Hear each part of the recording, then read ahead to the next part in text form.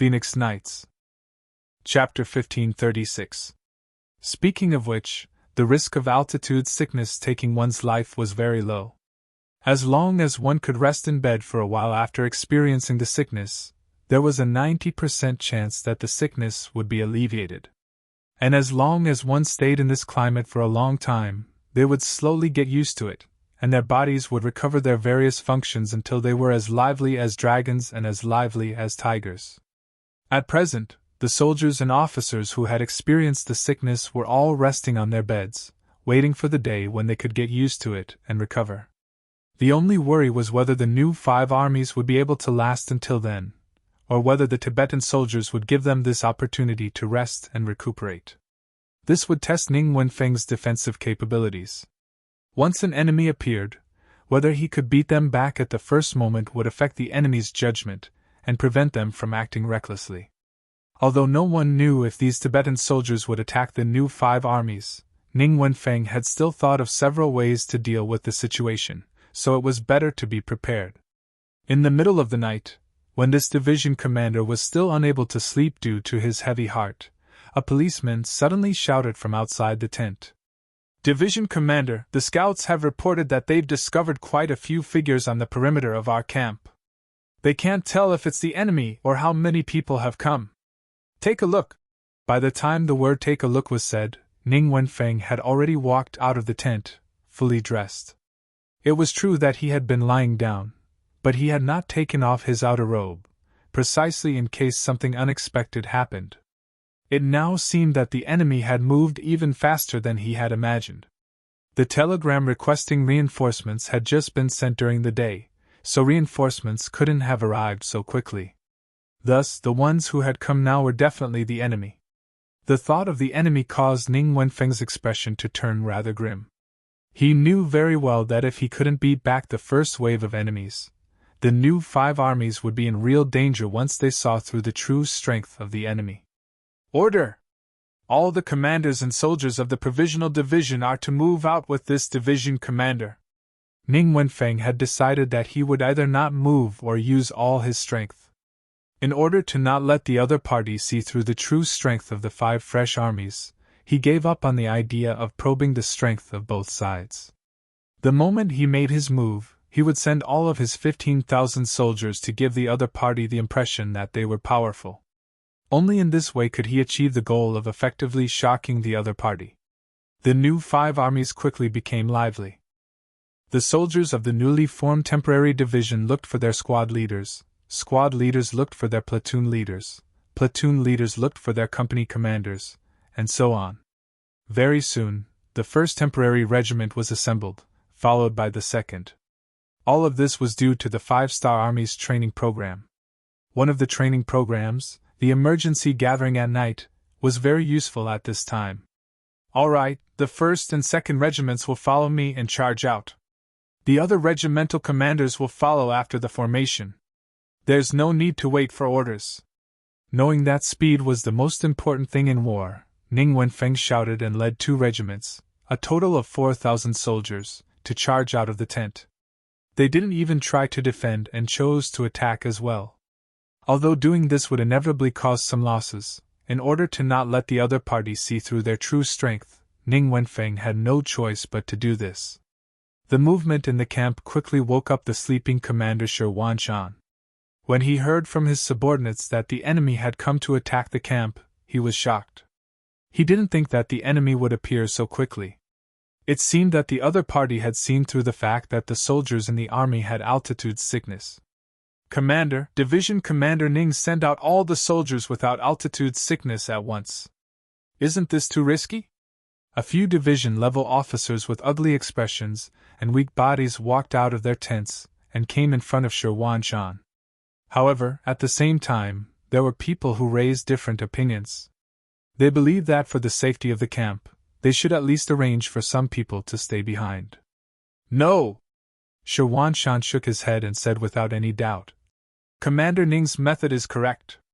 In order to not let the enemy see through our true strength, the safest method is to go all out in one battle.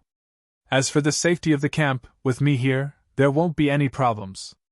After saying this, Shi Wanshan took a 3-meter-long broadsword from a guard and held it in his hand. Then, he stood in front of the camp like a door god.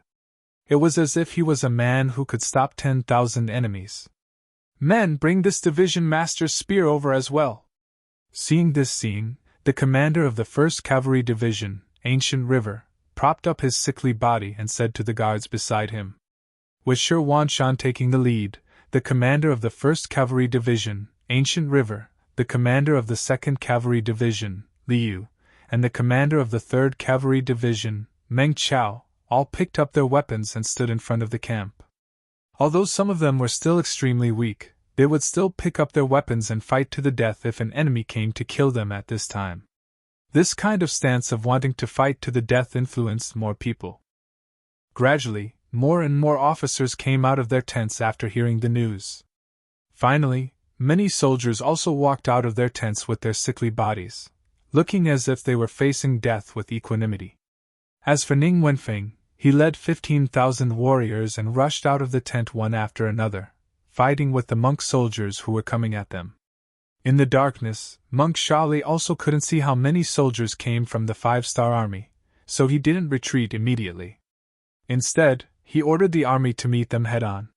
Since this was a test, how could they know the strength of the other party without fighting? But when he made his move, Monk Shali still had an idea. He arranged for people to take a detour to the 5-star army's camp to see what was going on there. He had a feeling that the other party had sent out all the soldiers they could. If this was really the case, the 5-star army's camp would definitely be quiet, and he would have achieved the result of probing the other party's strength. Ning Wenfeng, who led the army to charge, was overjoyed when he saw that the monk soldiers didn't retreat after seeing him and instead charged towards him. What he was most worried about was that the other party would retreat.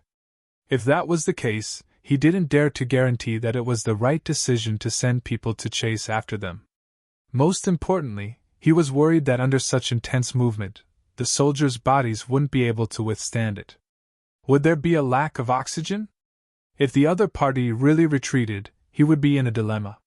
Now that the enemy wasn't retreating, it gave him a good opportunity to annihilate them. In order to show the strength of the 5-star army, he had to grab this opportunity. "Come on, let's outflank them. We can't let the enemy escape." Ning Wenfeng laughed heartily as he ordered the 5-star army behind him to surround the monk soldiers. Relying on their advantage in numbers, they quickly surrounded the monk soldiers. Shali was careful and didn't charge forward with all 4,000 soldiers. Instead, he left behind 1,000 veterans so that if there was a chance, he would kill his way into the 5-star army's camp and wreak havoc. And it was this action that saved his life. When he saw that the number of 5-star soldiers was increasing in the darkness, and they had already outnumbered them by 4 to 5 times, his expression became extremely ugly. Why are there so many 5-star army soldiers unharmed? Are they not afraid of altitude sickness? Or did they send out all the people they can? Or is this a trap to lure me into sending out troops? Shali was filled with doubts. He decided to send out scouts to report back to the 5-star army's camp before making a decision. During this time, he could only watch as the 3,000 soldiers he sent out were surrounded and slaughtered by the 5-star army. The 5-star army's numbers were too many. It was so many that even if Shali brought out 1,000 Tibetan soldiers, monk soldiers, they wouldn't be able to solve the problem. He could only hope that the 5-star army's camp would be empty. After a huge battle, the 5-star army soldiers could be said to have killed to their heart's content. Out of the 3,000 Tibetan soldiers that were surrounded, 2,000 of them were new soldiers. They had never seen such a battle formation before. Being surrounded by so many people already made their hearts flustered. The enemy's numbers were also several times their own. When they fought, there would be several weapons aimed at them at the same time. It was truly impossible to guard against. The battle ended without any suspense. In just an hour, the 3,000 Tibetan soldiers were completely wiped out. During this time, under the command of Division Commander Ning Wenfeng, they didn't even take a single enemy captive. In a situation where their own strength was somewhat weak, keeping captives would only attract unnecessary trouble. Sha Li had already retreated halfway through the battle. The scouts he sent out had already sent back news. Outside the camp of the 5-star army, the scouts saw countless soldiers of the 5-star army standing there in a line. It was a huge crowd, and there was no end to it. This discovery frightened the scout, and he hurriedly reported back. When Sha Li heard the news, he was also shocked. He immediately turned around and left without caring about the soldiers that were being killed. This time, the probing ended in a huge defeat. After Ning Wenfeng won this battle, he ordered the soldiers to chop off the heads of the Tibetan soldiers. He wanted to build a capital to intimidate the enemy. When he finished cleaning up the battlefield and returned to the camp, he saw Division Commander Shi Wanshan leading a group of people to guard the entrance of the camp. The smart Ning Wenfeng quickly understood what had happened. He hurriedly took large strides forward and half knelt in front of Shi Wanshan to beg for forgiveness. "Division Commander, it is this subordinate's negligence. I sent out all the soldiers and didn't leave anyone behind to guard the camp. Please punish me." Shi Wanshan reached out and helped Ning Wenfeng up.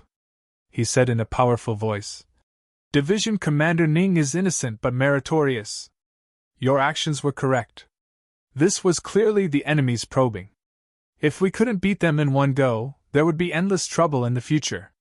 Well done. Military supply to Ming will be finished next month. I guarantee that it will be finished at least 3 or 4 chapters a day. Please feel free to read it. The new book Duke Fierce will be officially released on the novel website today. Everyone is welcome to read it. At the same time, please bookmark, recommend, and click on the new book. Your support is the greatest encouragement to the prodigal son." Chapter 1537. This was because Ning Wenfeng's all-in gamble had indeed had the effect of intimidating the opponent. When Shi Li reported the situation to Assistant Dean Darien, he learned that the 3,000 skulls had appeared outside the camp of the new 5 armies. As expected, the Tibetan soldiers became well-behaved, giving the new 5 armies enough time to wait for reinforcements to arrive. This probing had scared Dalian out of his wits, and in the blink of an eye, a month had passed in this standoff. In this month, Yang Qindong had led his army into the Yusang region and had set up camp on the border. Every day, soldiers who were unwell would appear, and when they were discovered, they would be immediately carried out of the Yusang region. In this month, nearly 200,000 soldiers had been carried out in batches, leaving less than 100,000 soldiers in the camp. After all this time, there was still no sign of anyone suffering from altitude sickness.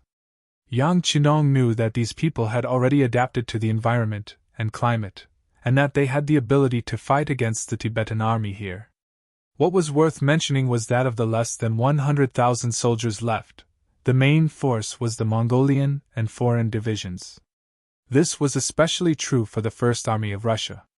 Of the 50,000 soldiers, less than 1,000 had suffered from altitude sickness and had been carried out because they were unwell.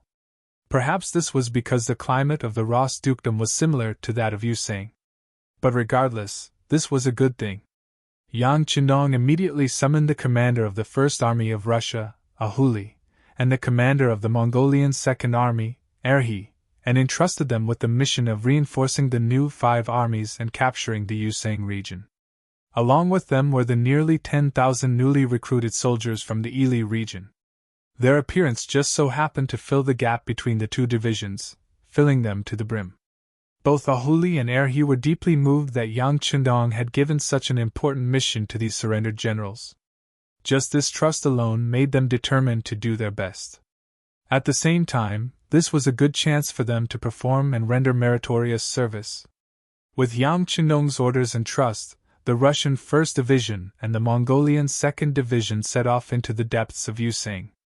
Yang Qindong turned around and led his army out of the Yusang region. Their destination was the Timur Empire, where they were prepared to advance on the Delhi Sultanate. After leaving the Yusang region, the soldiers quickly began to recover. By the time they reached Srinagar of the Chagatai Khaganate, the morale of the army had returned to normal.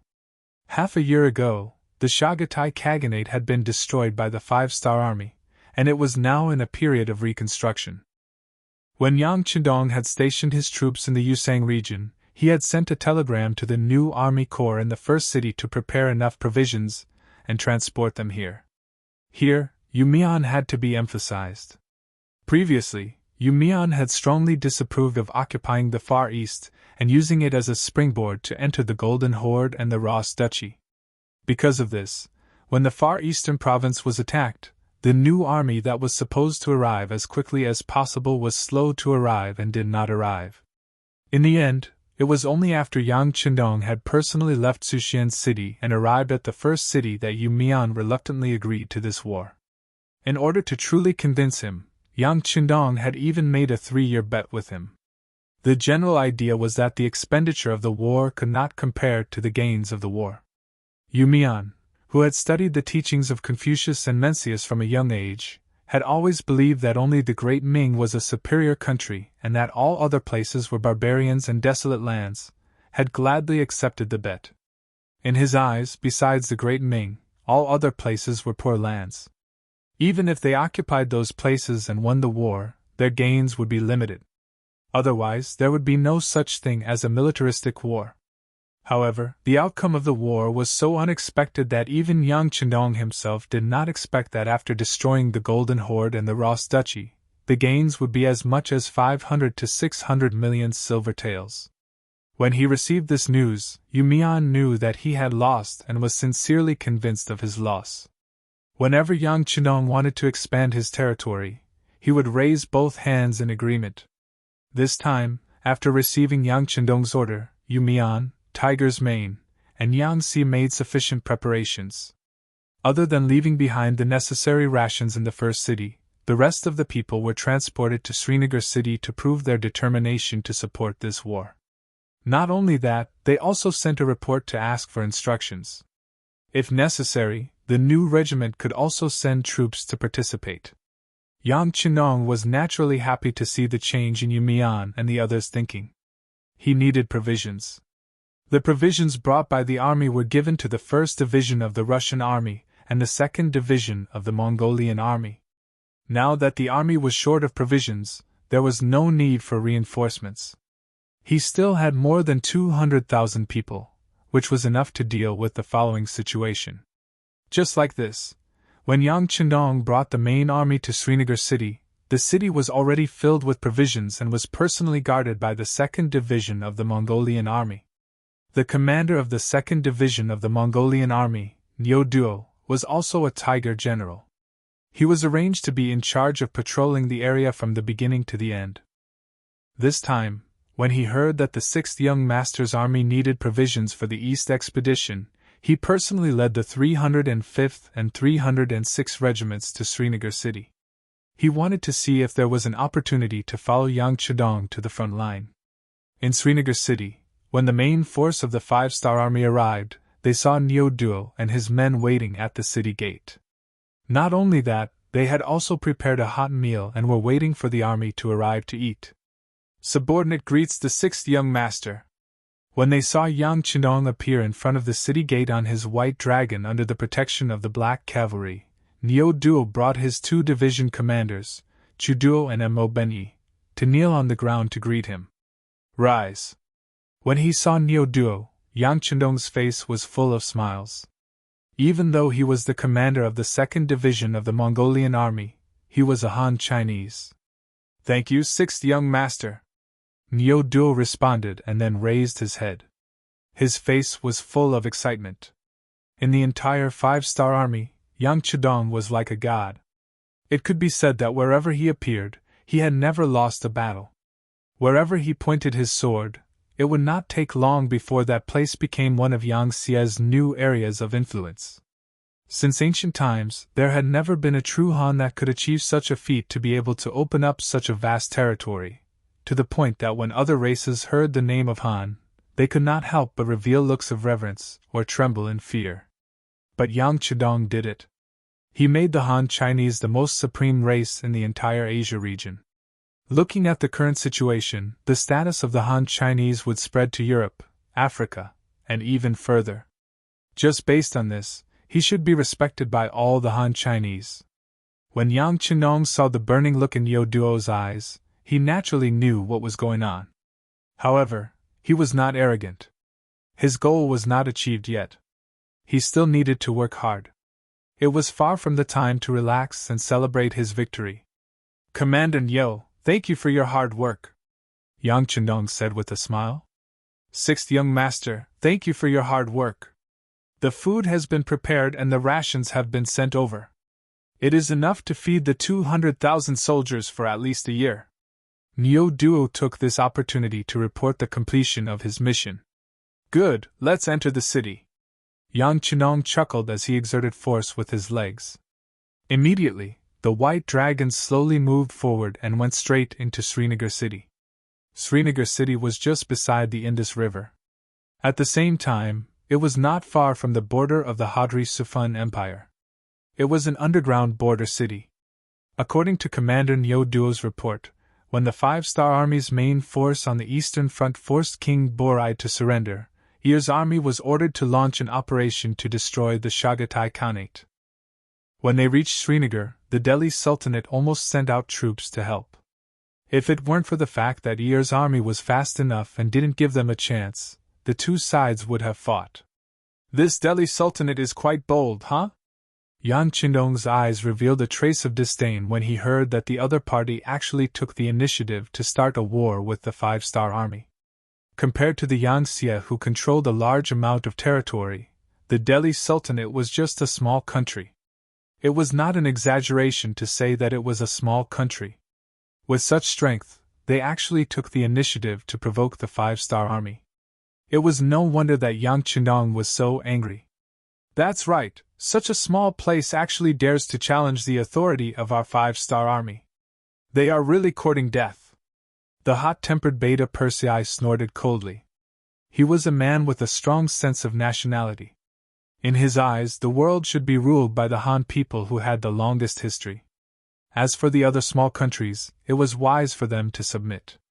Otherwise, they would be wiped out one by one. Looking at Beta Persei's look of disdain, Nyo Duo smiled bitterly and said, Brother Beta Persei, things are not that simple. The reason why the Delhi Sultanate is so bold is entirely because they have India behind them. Because our navy captured the ports of Kiji, Giri, and Sri Lanka, causing great pressure on their southern waters.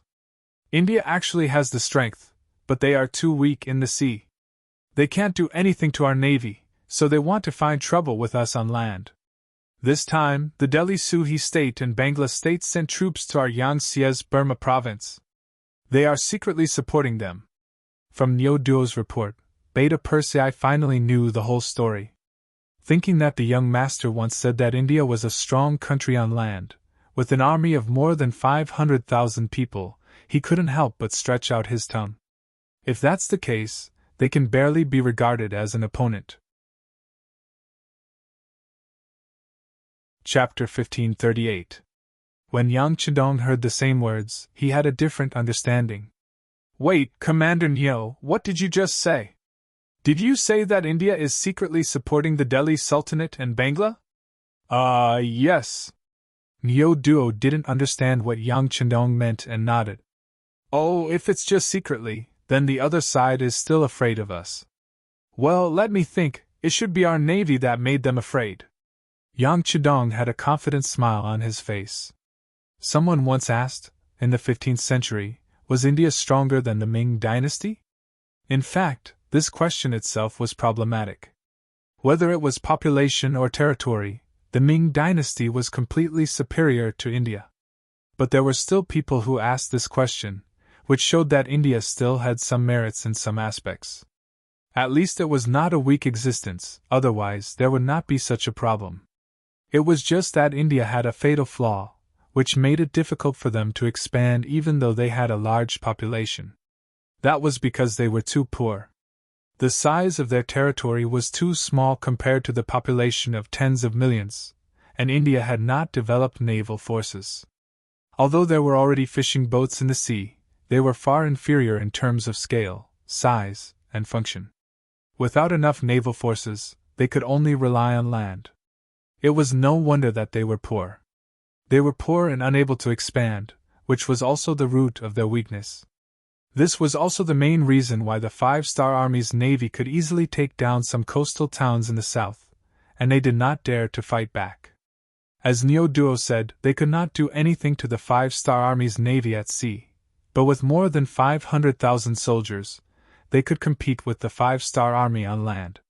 It was just that India was not sure of winning, so they first instigated the Delhi Sultanate to test the strength of the Five-Star Army. But did they not know the horror of the Five-Star Army's army? Being able to destroy the Golden Horde and the Timur Empire was enough to explain everything. Originally, Yang Chedong wanted to deal with the Delhi Sultanate and Bangla this time to solve the siege of Myanmar. It seemed that he would have to take them down as well. As the largest country in the South Asian subcontinent, once it became one of Yang Xie's territories, the situation in Asia would completely change. After thinking that after taking down India, the whole of Asia would be included in Yang Xie's territory, Yang Chedong's eyes flashed with a glimmer of light. Duo saw all of this and felt that his chance had come. He immediately knelt down and said, "Sixth young master, Duo requests to fight on behalf of your army." "All right, I got it. You'll be in charge of the food supply first." Yang Chedong looked at Duo and nodded, indicating that he understood this matter. Yang Chedong agreed. Regardless of whether or not Yang Chedong's army would participate in the war, they would still be rewarded after winning the war. Satisfied, Duo retreated. After there was no one else in the tent, Beta Persei asked curiously, "Young master, should we send a message to Shurching and ask them to send 2 more armies?" "Why?" Yang Chedong looked sideways at Beta Persei and said with a confident smile, "We don't need any reinforcements to fight a small India." Yang Chedong did have such confidence, and this confidence came from the navy. Yesterday, he happened to see a telegram. Long Yuntian's division just happened to be resting near the Indian Ocean, so he could send a telegram to ask them to participate. When the time comes, he would like to see how India will defend under the attack from both sides. Moreover, Yang Chedong now had 2 cold vanguard divisions in his hands. This time, among the provisions that Duo transported, there was a lot of ammunition. With this advantage, it wouldn't take much effort to attack a primitive India, other than spending some time. If it weren't for the fact that the goal of destroying India wasn't in the previous battle plan, he wouldn't even need the reinforcements. Yang Chedong's troops rushed to Srinagar with an army of more than 200,000. When the news reached the Delhi Sultanate, it really scared King Bala Lodi. It must be said that Lodi has some ability, otherwise, outsiders wouldn't call the current Sultanate the Lodi dynasty. But because of his special geographical location, it is too difficult to really develop and grow. Not to mention other things, neighboring India has been eyeing him covetously, giving people the feeling that if they are not careful, they may be swallowed up. Just like how Lodi can become the king of the Delhi Sultanate, India must first recognize him. For this reason, he has also tried to get rid of the shackles imposed on him, but unfortunately, the territory is too small and the population is too small. It is easier said than done to really develop the Sultanate. Now, not only does India keep an eye on him, the even more powerful 5-star army has been summoned, giving Lodi nothing but a headache. Previously, the great Khan of the Timur Empire, Amur, had sent an envoy. The general idea was that as long as Lodi was willing to help Bangla send troops to Yang Xie's Myanmar province, once they beat back the 5-star army, he would help them become even stronger and break away from the threat of India. It was precisely for this reason that Lodi, after careful consideration, decided to work with Bangla to send troops to Myanmar province. But not long after, the Timur Empire was destroyed. When he heard this news, Lodi was somewhat dumbfounded, and he began to regret his previous decision. Then, he received news that the main force of the 5-star army was heading straight for Yusang, allowing him to relax a little. Then, he placed his hopes on Yusang giving the 5-star army a hard time. If that was the case, they probably wouldn't come to deal with him. After all, he had contributed to the unification of Yusang and had lent troops to them. But he had never expected that in just a little more than a month, the main force of the 5-star army would actually arrive at Srinka and appear in front of him. This truly frightened Lodi. He immediately sent someone to India's King Nehru for help and was willing to submit to him. There was nothing he could do. Compared to submitting to India, he could at least keep his title and property, and he could even have a chance to rebel. But putting aside the fact that all his opponents in the five-star army had been wiped out, all the kings had either died in battle or become prisoners. Just thinking about the consequences gave him a headache. After the messengers were sent out, Rhodey spent every day in fear and trepidation, but he did not receive any reply from India. He thought that things might be going in the worst direction, and he was afraid that India would not help him this time. At this moment, Lodi couldn't help but curse Nehru. Earlier, when he had sent troops to Myanmar, he had asked to borrow food to test India's attitude. The result was naturally that he had borrowed the food. This made Lodi understand that attacking Myanmar was also something that India wanted to see, which was why he had dared to act. But now, seeing that Yang Chedong had destroyed the Timur Empire and was extending his tentacles, Nehru was terrified and didn't care about him anymore. This was truly turning his back on him. He had thought of the most vicious words in his heart just to curse Nehru. But it was useless. If India didn't act, they wouldn't send troops. Was he supposed to face the main force of the five-star army alone? That was an army of more than 200,000 soldiers, and it was said that they had the best firearms in the world. This kind of opponent made Lodi feel powerless even before the battle. It wasn't that he hadn't thought of surrendering, but after thinking about it for a while, he still suppressed the idea. There were some things that one wouldn't be willing to give up before trying them out. He still had a glimmer of hope in his heart. The five-star army had just fought a bitter battle with the Timur Empire for more than a year. They must be exhausted and their strength greatly reduced. If they were really tired, how could he say that he didn't have a chance? As long as they could fight against the five-star army, he believed that India would definitely send troops if there was a chance. In that case, wouldn't there be a chance to turn things around? Thinking about it, wouldn't it be an honor to be the first country to resist the attack of the five-star army? As for whether this idea was good or not, at this time, Lodi was completely confused by the Battle of Myanmar. This was because in this battle, other than the 7 divisions of the Cold Front sending a regiment to participate in the battle, the rest were third-rate local armies with mediocre combat power. It was precisely because of this that Lodi had the idea that the five-star army was mediocre. If they didn't have the world's most advanced firearms, they wouldn't be that powerful. With the intention of competing with the five-star army, Lodi ordered General Singhal to take 60,000 soldiers and camp in Lahore, west of Delhi, to stop the five-star army from entering the hinterland of the Sudan. Then, he sent someone to India to inform them of his military plans. He also sent someone to Bangla to ask for reinforcements. Even if he couldn't send reinforcements, he wanted to see if he could transfer back the 20,000 troops he had sent to Burma. It was just a small sultanate, so having 100,000 soldiers was actually not a small number. Previously, he had sent 20,000 soldiers to Myanmar with the Bangla army, so there were only 80,000 soldiers left in the country. After giving General Singhal 60,000 soldiers, there were only 20,000 soldiers left in the country, which was close to emptying out all of his assets. It had to be said that it was a mistake to place all of his hopes on the five-star army's expedition without being able to display their full strength. No matter how tired a lion was, it was still a lion. It was far from being provoked by a seemingly healthy sheep. Chapter 1539. The capital of India, Mumbai. King Jawaharlal Nehru was in a very bad mood compared to a while ago. First, the navy of the five-star army had captured Kuji and Gurishing, greatly threatening his safety. This made Nehru finally realize how important it was to have a strong navy. Soon after, the land forces of the five-star army had appeared in the west and besieged the various kaganates. The impulsive Nehru had even been prepared to send out his troops when the five-star army fought with the kaganates. In his view, if the navy could not compare to the five-star army, how could he not win on land? But in the end, reason prevailed over impulse. Before the situation became clear, he wanted to continue waiting and watching. And it was this wait and watch that caused the heaven-shaking change in the war situation. In the span of a few months, the Turi king had surrendered and the Kazakh Khaganate Kagan had been captured. At the beginning of spring, the Timur Empire was struck by internal strife. The great Khan of Amur had broken out of the encirclement and fled, and no one knew where he had gone. Only now did Nehru realize the severity of the situation.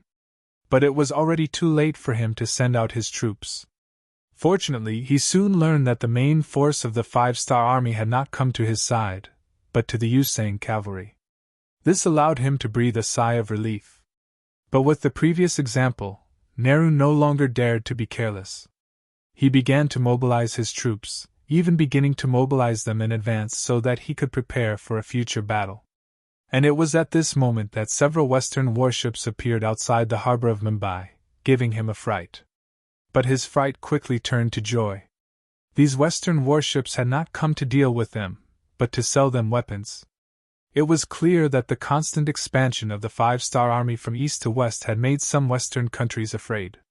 Thus, they had set their sights on large countries like India, selling them weapons so that they could fight with the five-star army and wear down their strength, increasing their chances of victory. Although he had spent a significant amount of money, in Nehru's view, it was all worth it. Only with enough firearms could he stabilize his position, and with a high enough position, would he still have to worry about not being able to earn money? Now that they had firearms, 500 cannons and 3,000 muskets, Nehru had spent a lot of money to buy them. This gave Nehru more confidence. After giving the firearms to the Imperial Guards, all of them wanted to wait until they got used to it before going to cause trouble for the five-star army. Weren't those Khanates recently defeated? Their foundation should be very poor, right? It was just the right time for him to send troops to snatch them. As for whether or not it would cause the five-star army to hate him, those territories were originally ownerless. If you can snatch them, why can't we? Just as Nehru was still dreaming about sending the five-star army to attack from the rear, the enemy had already made their way here. Their target was none other than his neighbor, the Delhi Sultanate. To the Delhi Sultanate, it was like a fat piece of meat beside a tiger's den. In Nehru's eyes, it was something that could be eaten at any time. The reason why he hadn't made a move yet was because he was waiting for an opportunity. Now that the five-star army wanted to swallow this fat piece of meat, how could he agree? The opportunity that Nehru was waiting for was for the Delhi Sultanate to send troops to fight with the five-star army. When their strength was exhausted, he would make a move and obtain the greatest victory with the least cost. However, he was thinking of sending troops to guide the Sultanate and Bangla to jointly attack Myanmar. He didn't mean that the five-star army would attack and take the initiative to deal with the Sultanate, which would threaten his own safety. Nehru wouldn't sit back and watch such a thing happen. He summoned his officials to discuss the matter of supporting the Delhi Sultanate. The officials below also gave suggestions, but most of their opinions were very unified. They didn't need to send troops first, they only needed to send envoys. They needed to properly warn the five-star army and tell them that India and the Sultanate had been friendly countries for hundreds of years. If the five-star army sent troops, they would definitely not stand by and watch. Obviously, this was because the five-star army's previous action of destroying the Khaganate had frightened everyone. Unless it was necessary, they really didn't want to be enemies with a powerful enemy like the five-star army. Therefore, they thought that sending someone to warn the five-star army was enough. Until now, the Indians still had their own pride. They thought that they were still very strong and the five-star army definitely wouldn't ignore their warning. This country that could carry dozens of people on motorcycles in the future did indeed have a strange side to them. What they didn't know was that this time, the five-star army's target was them. As for their arrogant belief that no one dared to provoke them, it wasn't even worth a fart in front of the five-star army. If not for the fact that the five-star army had already been fighting for many years against the Golden Horde, the Ross Duchy, and the Timur Empire and the other Khaganates, Yang Chendong would have long ago set his sights on them. There was no reason for him to miss this opportunity. His original intention was for the army to rest and reorganize. As someone who came later, Yang Chendong was keenly aware of how frightening the consequences would be if the army became tired of fighting. The omniscient and omniscient Yang Chendong had clearly made an error in judgment on this matter. When he decided to lead the army from the Yusang division to India, both the generals and the soldiers were inexplicably excited. This was an innumerable amount of military merit. For those soldiers who wanted to return home in glory or those who had great ambitions, this was an excellent opportunity. They were used to hardship, and now that they had finally found a way to make a fortune, how could they be so easily at ease? Yes, military merit was a shortcut to promotion in the eyes of many soldiers, and it was also a way to make a fortune. In the eyes of these people, not having a war to fight was the most frightening thing. How could they possibly be tired of fighting? After Yang Chendong realized that he had made an error in judgment, he actually became happy. Since this was the case, he had to follow this fighting spirit and do even more things, such as destroying India. This country where the majority of the population lived on Earth wasn't as prosperous as it used to be.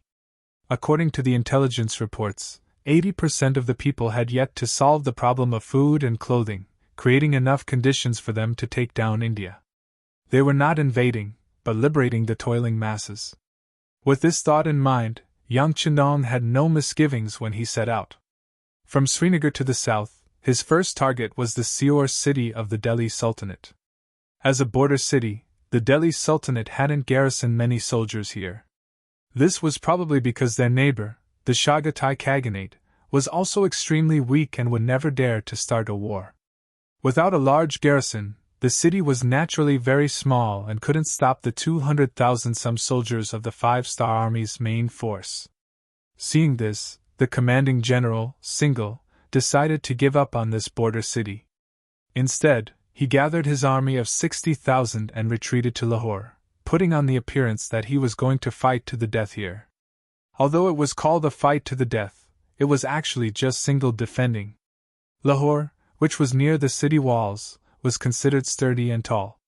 Singhal wanted to become a nail here and block the advance of the Five-Star Army, thus keeping them out of the country. As time passed, if the enemy couldn't take down the city, they would have to face an extremely long logistical supply line. Then they would feel that the gains didn't make up for the losses and would have the possibility of retreating. It was unknown if Singhal was too arrogant or if they had underestimated the Five-Star Army.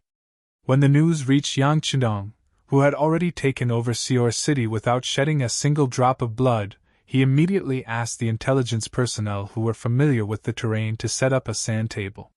When he saw a road to the west of Lahore, his eyes lit up and he asked, "What's going on with this road? Where does it lead to?" Reporting to the sixth young master, "This road belongs to India." When they first opened this road, it was to make it convenient for them to send troops from their country to the Chagatai Khanate and other places. In view of their strength, the Sultanate could only bow its head and admit defeat. The intelligence personnel said excitedly. Being able to report the situation to the sixth young master in person was enough for him to brag to his brothers when he went back. Oh, ha ha. Hearing this, Yang Chendong couldn't help but laugh out loud. Previously, he was wondering if he could enter India as quickly as possible and catch the enemy off guard. He didn't think that there really was such a road, and it was even built by India themselves. This was really asking for trouble. When the road was first built, the Indians probably didn't think that this road, which they could go out and fight at any time, would become a shortcut for others to enter their country. Okay, order the world's first cavalry army to be the left vanguard, and the new army to be the right vanguard. The two armies will choose this road to enter India first. Again, don't focus on snatching territory, and try to eliminate as much of the enemy's strength as possible. Yang Chendong, who was overjoyed, pointed at the road and said immediately. There were already people at the side who were in charge of recording and waiting to convey the order at any time. The two rapid response cavalry armies that received the mission only took 4 hours to assemble the army, and they quickly set off with only 7 days' worth of rations. This time, they didn't even arrange for the logistics and forage vehicles. According to the thoughts of the two commanders, as long as they could catch India off guard, wouldn't they be able to eat and drink everywhere when the other party wasn't on guard? Would they still have to worry about food? The two vanguard cavalry armies set off first.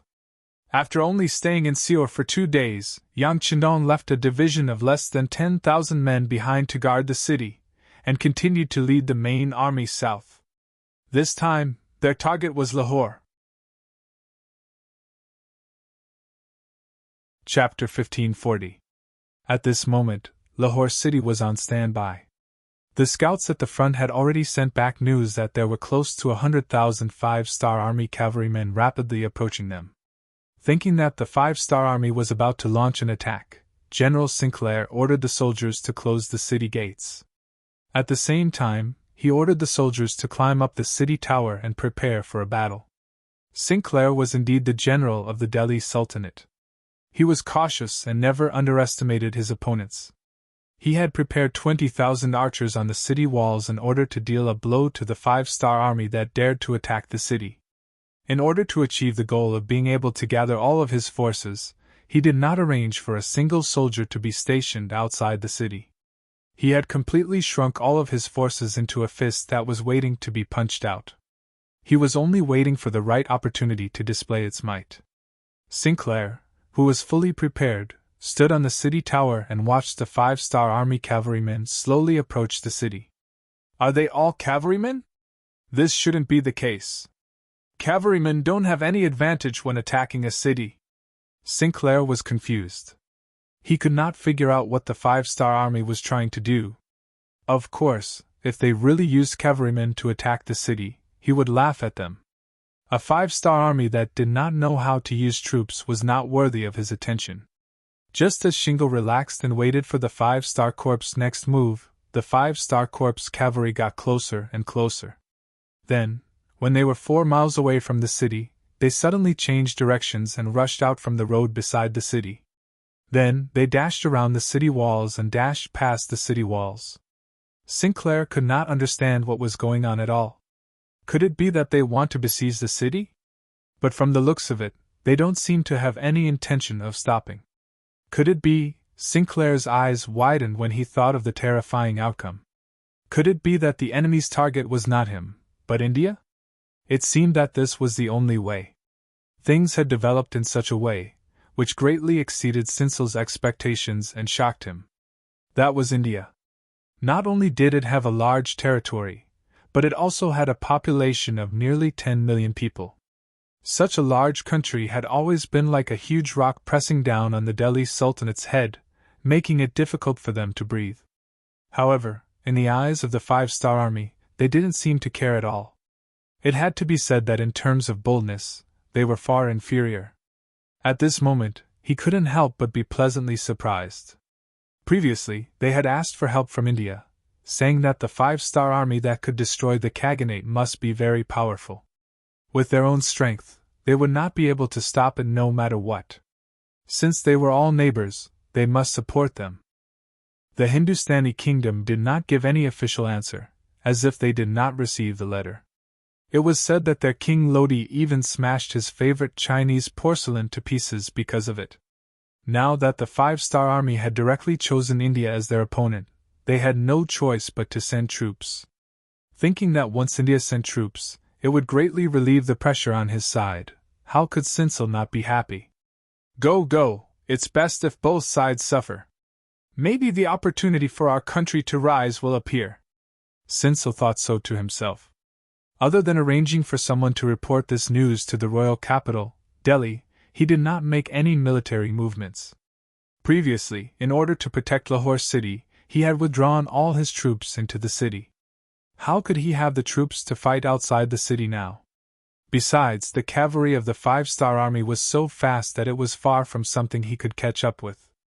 What if this was a trap set by the enemy, and they were waiting for him to send troops out? If that happened, wouldn't he fall into a trap?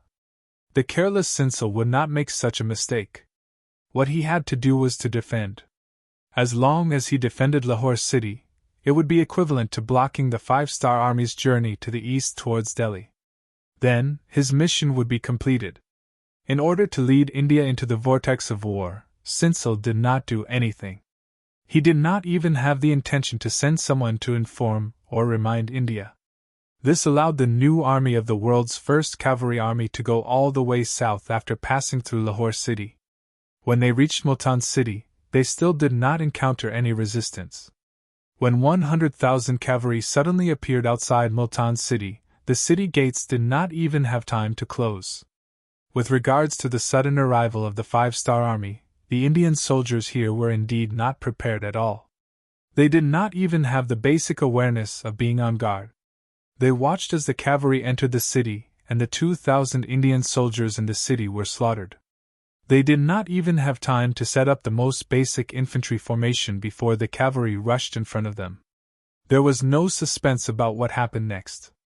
The border city of Multan changed hands so easily. Whether it was Tianhu or Suhe, they both saw an opportunity. This was a country that did not have any defenses. Since that was the case, it was time for them to continue to expand their gains. Immediately, in addition to leaving 1,000 cavalry to guard the city, the two armies split up and headed towards the hinterland of India in two different directions. They wanted to take advantage of the fact that the other party had not reacted and achieve greater results. 3 days later, Yang Qindong brought the main force of the 5-star army to the periphery of Lahore city. This time, they did not have the intention to take a detour. If they did not take down Lahore city, it was equivalent to handing over their rear to the enemy. In the future, the supply route might be disturbed or even controlled by the enemy. This was something that Yang Qindong absolutely could not tolerate. 6th Young Master, 2nd Division requests for battle. 6th Young Master, 4th Division requests for battle. The two commanders of the cold front, Xiao Feng and Ling Daqiang, saw that the enemy was right in front of them and were still curled up in the city. They felt that their opportunity to show off had come. How could they let go of this opportunity? Save the cannonballs if you can. It is not easy to transport them from so far away. How about this, let the Air Force do it? Yang Qindong chuckled. His gaze did not fall on the two commanders. Instead, he turned to look at the commander of the Air Force, Tian Yu. Compared to the cannonballs of the field artillery, the cost of the Air Force's petrol bombs was lower. After receiving the order, the commander of the Tianyu army was also excited. He stood at attention and promised, 6th Young Master, please rest assured. The Air Force will complete the mission. Yang Qindong nodded. Even the Golden Horde king of the Golden Horde could be destroyed if he wanted. It was just a small city like Lahore.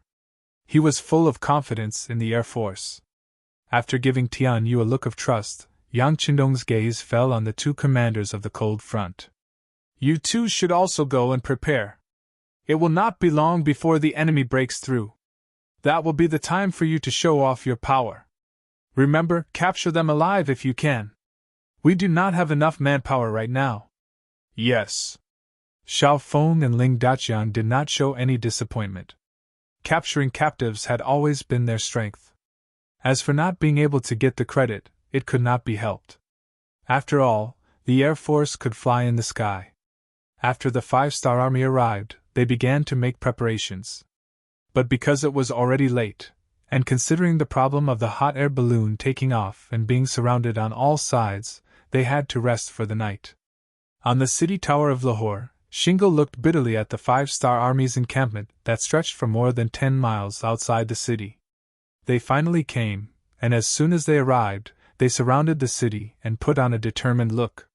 Did they not know that Lahore would not be easy to attack under his long-term preparations? Weren't they worried that if they stayed here for too long, once the Indian army reacted, not only would the 100,000 cavalrymen be chased out, but the more than 100,000 5-star soldiers outside the city might also be chased out? Forget it. Since you must attack the city, let's see who has more means. Shingle shook his head and walked down the tower. At this moment, he did not have much worry in his heart. In his view, although the 5-star army had more people than him, they did not have enough of an advantage. Under his early preparations, it was really impossible for these people to attack the city. Thinking of the bows, arrows, kerosene, sleepers, boulders, and other things that he had prepared in the city, he was relieved. That night, Shingle had a good sleep. In his dream, he saw the 5-star army failing to attack the city. In the end, the Indian army finally reacted and chased the 5-star army away. In the end, the dream was still a dream. At dawn, the guards woke him up. After breakfast, Shingle walked up the tower in his general's armor. He knew very well that the 5-star army would definitely launch a siege today, but he did not know if it was mainly to test the waters or if they would really attack fiercely. He had heard that the 5-star army used powerful artillery, but he did not know how destructive those things were. Shingle, who did not even know the power of artillery, was indeed a little ignorant. If he had seen the way the 5-star army's firearms attacked a city, he would not be so confident now. Of course, it was precisely because of the help of these firearms that attacking a city was a piece of cake for the cold front warriors. In front of powerful artillery, what was the difference between the so-called strong walls and paper? The weather was good and very suitable for flying. In the morning, Division Commander Sun Lixing commanded a total of 50 hot air balloons to rise into the sky. He also personally boarded a hot air balloon and commanded the battle from the sky.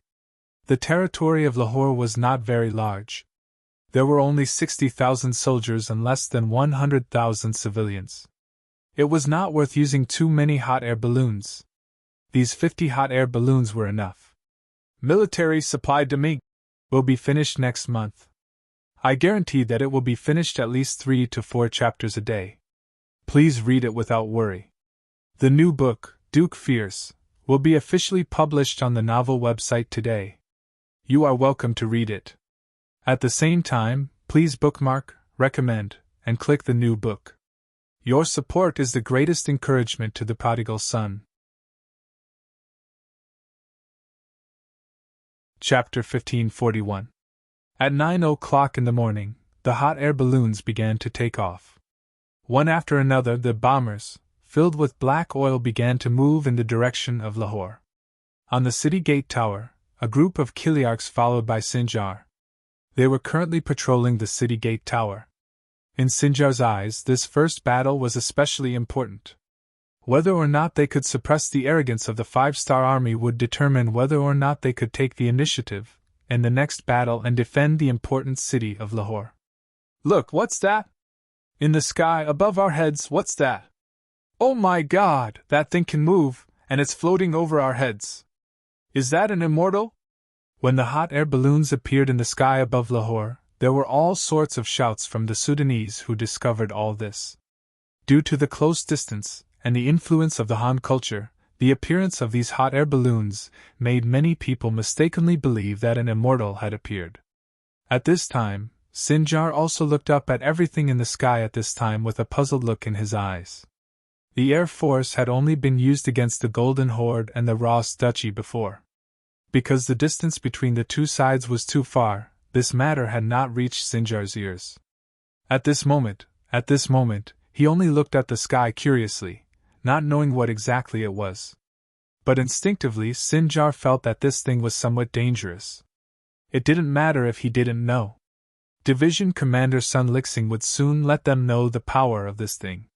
When most of the hot air balloons reached the designated position, the flag bearer beside him put down the red flag in his hand, indicating that they could freely attack. The Air Force soldiers, who had been impatient for a long time, immediately threw wooden barrels from the hot air balloons onto the ground one after another. At this time, looking from the ground at this time, it really looked like the bombers of the future dropping bombs. After the wooden barrels were thrown down from the sky, lit matches were also thrown down from the sky one after another. In the face of all this, the Sudanese in the city still looked at all this with puzzlement. In their eyes, the lethality of the wooden barrels was extremely limited. They were too small in size and had low damage. They were even more threatening than the primitive catapults. Of course, this perception would soon be overturned. When the wooden barrel fell to the ground, a large amount of black liquid flowed out. When the fire starter fell to the ground, both sides quickly fused together to form huge balls of flames. That kind of scorching feeling, that kind of destructive power began to be astonishingly revealed. The black oil that could not be extinguished with water grew bigger and bigger, incinerating everything it came into contact with. As more and more houses and even some granaries containing military rations were set ablaze, Sinjar and the Sudanese soldiers in the city began to panic. For the sake of the mission, they could see the people's houses being destroyed, and they could also see the people being burned to death right in front of them. Even if it was war, would there always be sacrifices? However, when they saw that even the rations were destroyed, their expressions changed drastically. Without food, it was the same as having no food. How could people defend the city without eating? Put out the fire, quick! More and more soldiers were pouring water onto the black oil with all kinds of containers. Not only did the water not extinguish the fire, it only made the fire burn even more fiercely. This kind of scene that completely overturned everyone's perception made Sinjar feel a sense of helplessness in his heart. Originally, he wanted to have a good fight with the 5-star army and see how powerful the enemy's cannons were. But now, there was no need for the 5-star army to do anything. This fire had completely destroyed the city. Not only were their belongings destroyed, but even their fighting spirit was burned away. He could not wait any longer. Otherwise, he would not be defending the city. He would die here with the city. The 60,000 soldiers in his hands were the most powerful force in the Sultanate. Once the country was lost, Sinjar decided to sacrifice the soldiers to protect the general. He did not want to defend the city anymore. He wanted to rush out and retreat to the capital city of Delhi to rebuild the defense line there. After deciding to abandon the city, Sinjar ordered the generals under him. Retreat, retreat immediately. Take whatever you can and prepare quickly. The generals, whose fighting spirit had long been burned away by the fire, did not object when they heard the military order. Everyone dispersed and began to assemble their own armies, preparing to choose the nearest city and charge out. Considering that the outside of the city was already surrounded by the 5-star army, no one knew which was the safest. Sinjar simply did not arrange a path for everyone to rush out. He wanted to see if the 5-star army could stop them. How many people could they stop? It's about time. Everyone get ready. The soldiers of the 5-star army who were guarding the 4 cities saw the raging fire in Lahore and began to prepare to prevent the enemy from rushing out. Yang Chindong's arrangement was very simple. Under the premise that they did not know which city gate the enemy would rush out from, he divided the 2 divisions of Cold Vanguard into 4 groups. There were at least 2 Cold Vanguard regiments in front of each city gate. Behind them were cavalry soldiers with sabers in their hands. As long as the Cold Vanguard soldiers used their muskets to scare the enemy, the cavalry soldiers would rush out to capture the captives. With the Cold Vanguard soldiers as the vanguard, Yang Chindong was not worried that the enemy would rush out. He had already asked around. Among the 60,000 Sudanese soldiers, there were only 10,000 cavalry soldiers. The rest were infantrymen. Infantrymen did not have the ability to move quickly. As for the 10,000 cavalry soldiers, if they really rushed out, the 2,000 black cavalry soldiers beside him would teach them a lesson. At this point, Beta Persei had already prepared with Xiu Vi, Dao Xiao, Ba Daojiang and the others. Yang Chindong was sure to take down the 60,000 Sudanese soldiers.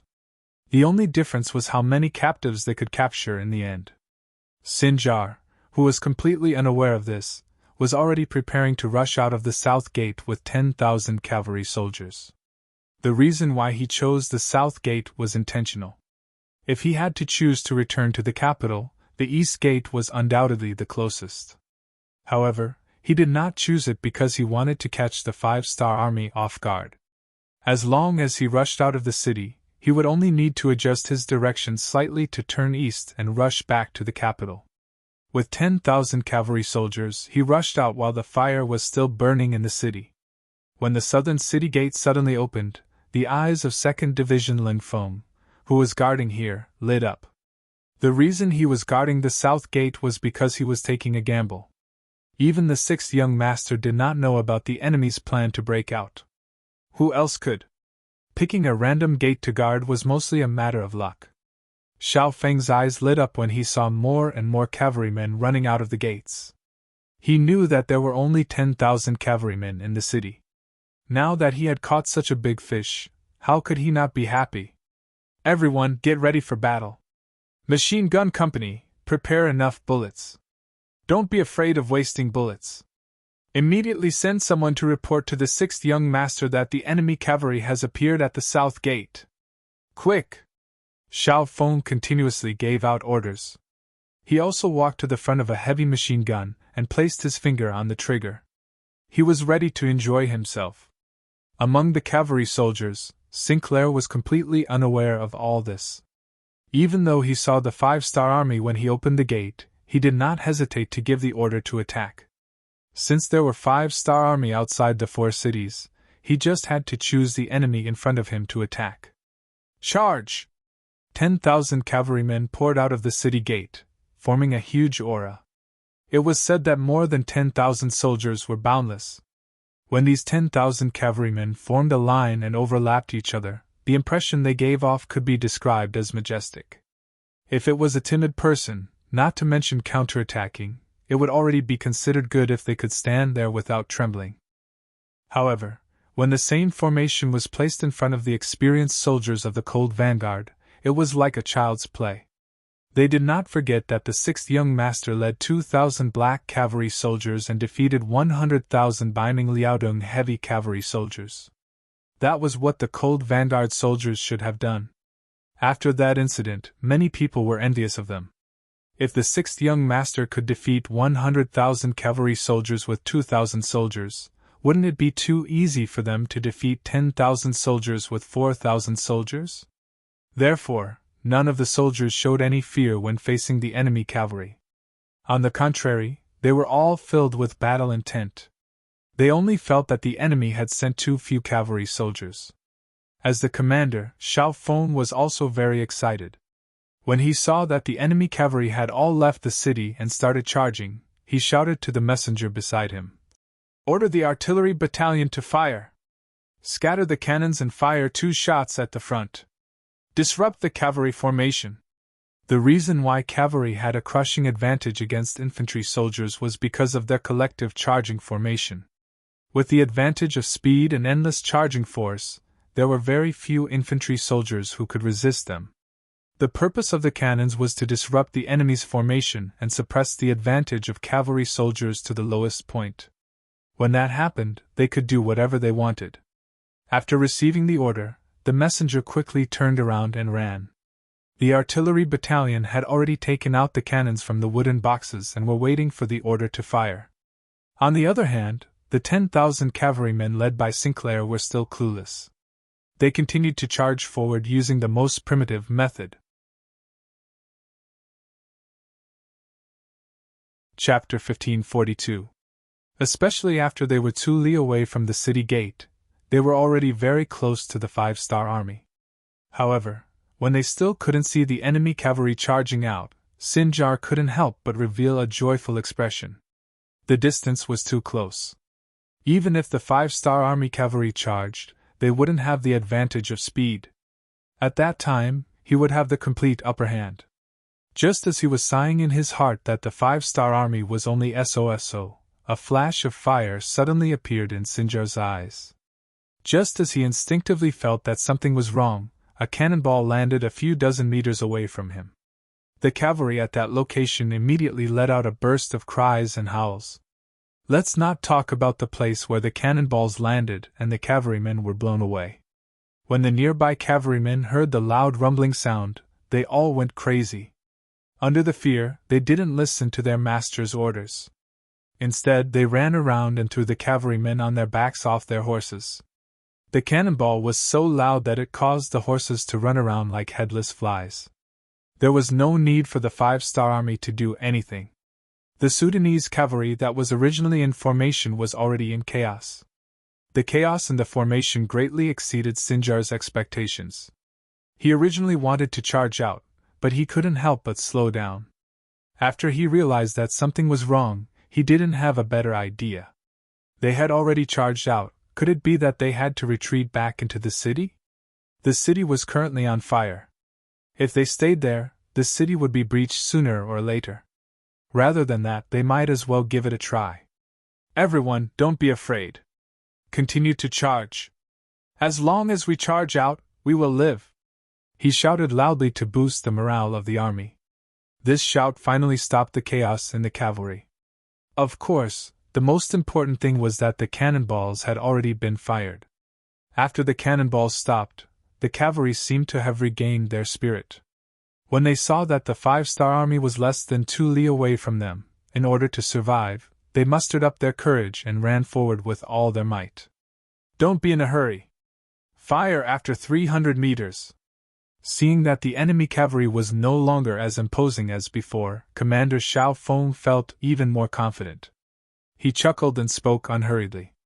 The effective range of the 95 style was around 400 to 500 paces. If the wind was blowing, it was possible to hit further away. At 300 paces away, anyone who was hit by a bullet would be severely injured, if not killed instantly. The 2 regiments of Cold Vanguard were not in a hurry, but the Sudanese cavalry were excited. They thought that the 5-star army was at their wits' end, and they charged forward bravely with the desire to live. "Quick, there are less than 500 steps left. Victory is right in front of us, ha ha." Protected by his bodyguards, Single, who was riding on his horse, returned to his usual self of strategizing. His experience on the battlefield told him that at such a close distance, even the 5-star army's cavalry would be restrained by him. He could almost see victory waving at him. 450 steps. 400 steps. 350 steps. 300 steps. Fire! When they were 300 paces away, Commander Xiao Feng's voice thundered. The Cold Vanguard soldiers who had been waiting impatiently for a long time were waiting for this order. The light and heavy machine guns, coupled with the 95-style rapid fire, rained down on the Sudanese cavalry, causing them to fall to the ground one after another. Under the dense barrage of bullets, no one could break through this layer of obstruction and take a step forward. When the bullets hit a person or a horse, the Sudanese cavalry fully understood the principle of courting death by charging forward bravely. Unfortunately, it was courting death. Whoever charged faster would die faster. Under the indiscriminate barrage of bullets, no cavalry could charge within 250 paces, let alone injure the enemy. Seeing batch after batch, at least half of the cavalry died in the charge, the remaining Sudanese cavalry finally had a drastic change in expression. Without waiting for orders, they turned around and fled. In the face of this blockade of death, no one would be able to remain calm. Single's luck was not bad, perhaps because he did not charge at the front, but he survived. However, there were times when being alive was far more unbearable than being dead. Just like the current hymn, seeing the cavalry under his command fall down wave after wave as if they were cut chives, and then no one was able to stand up again, he was truly scared silly. He had seen the power of firearms before, but they were usually limited to short range, and reloading was very troublesome. Facing the charge of the cavalry, they could only launch one wave of attacks. Needless to say, the accuracy of the attacks was even worse. For the elite cavalry, the lethality of the attacks was very limited. Although they couldn't be ignored, the attacks wouldn't affect the cavalry's charge. They would only cause a certain amount of damage to the formation of the infantry. Unlike the firearms in the hands of the 5-star army, they were really good at reaping lives. The bullets seemed to be endless. The faster the cavalry charged, the more they died. This was an undefeatable enemy. Single finally understood why the Khanate alliance, which had a total of 1,000,000 men, was defeated by the 5-star army, which only had a few 100,000 men. The more he thought about it, the more afraid he became. This nightmare was finally his turn. How could he defeat such an opponent? It seemed like the only choice was to escape.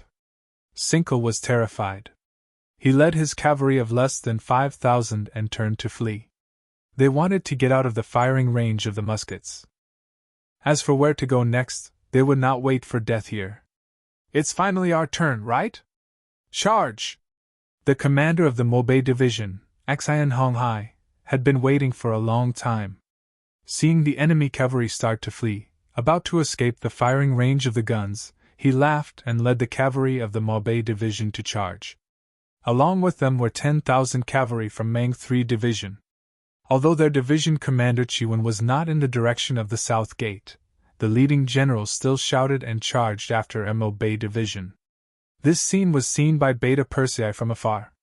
At this time, there were 1,000 fully armed black cavalry behind him. Fuck, who ordered them to charge? Hurry, hurry, or we won't even get to drink soup. Beta Persei was anxious. He rushed over as soon as he heard the enemy cavalry rushing out from the south gate, but it seemed like he was still one step too late. Charge! There were firearms waiting to reap his life. Run! There were countless 5-star army chasing after him, also waiting to reap his life. Seeing that he would die no matter what, Single, who didn't want to die, rolled his eyes and made a very unmanly decision. That was to dismount and surrender. No one was willing to surrender, but after seeing the air force and powerful firearms of the 5-star army, the pride in Single's heart had long been destroyed. After knowing that he would die if he continued to fight, he wisely chose to surrender. Although it would not look good on his face, it was better to live than to die. Only by living could people have the right to talk about everything.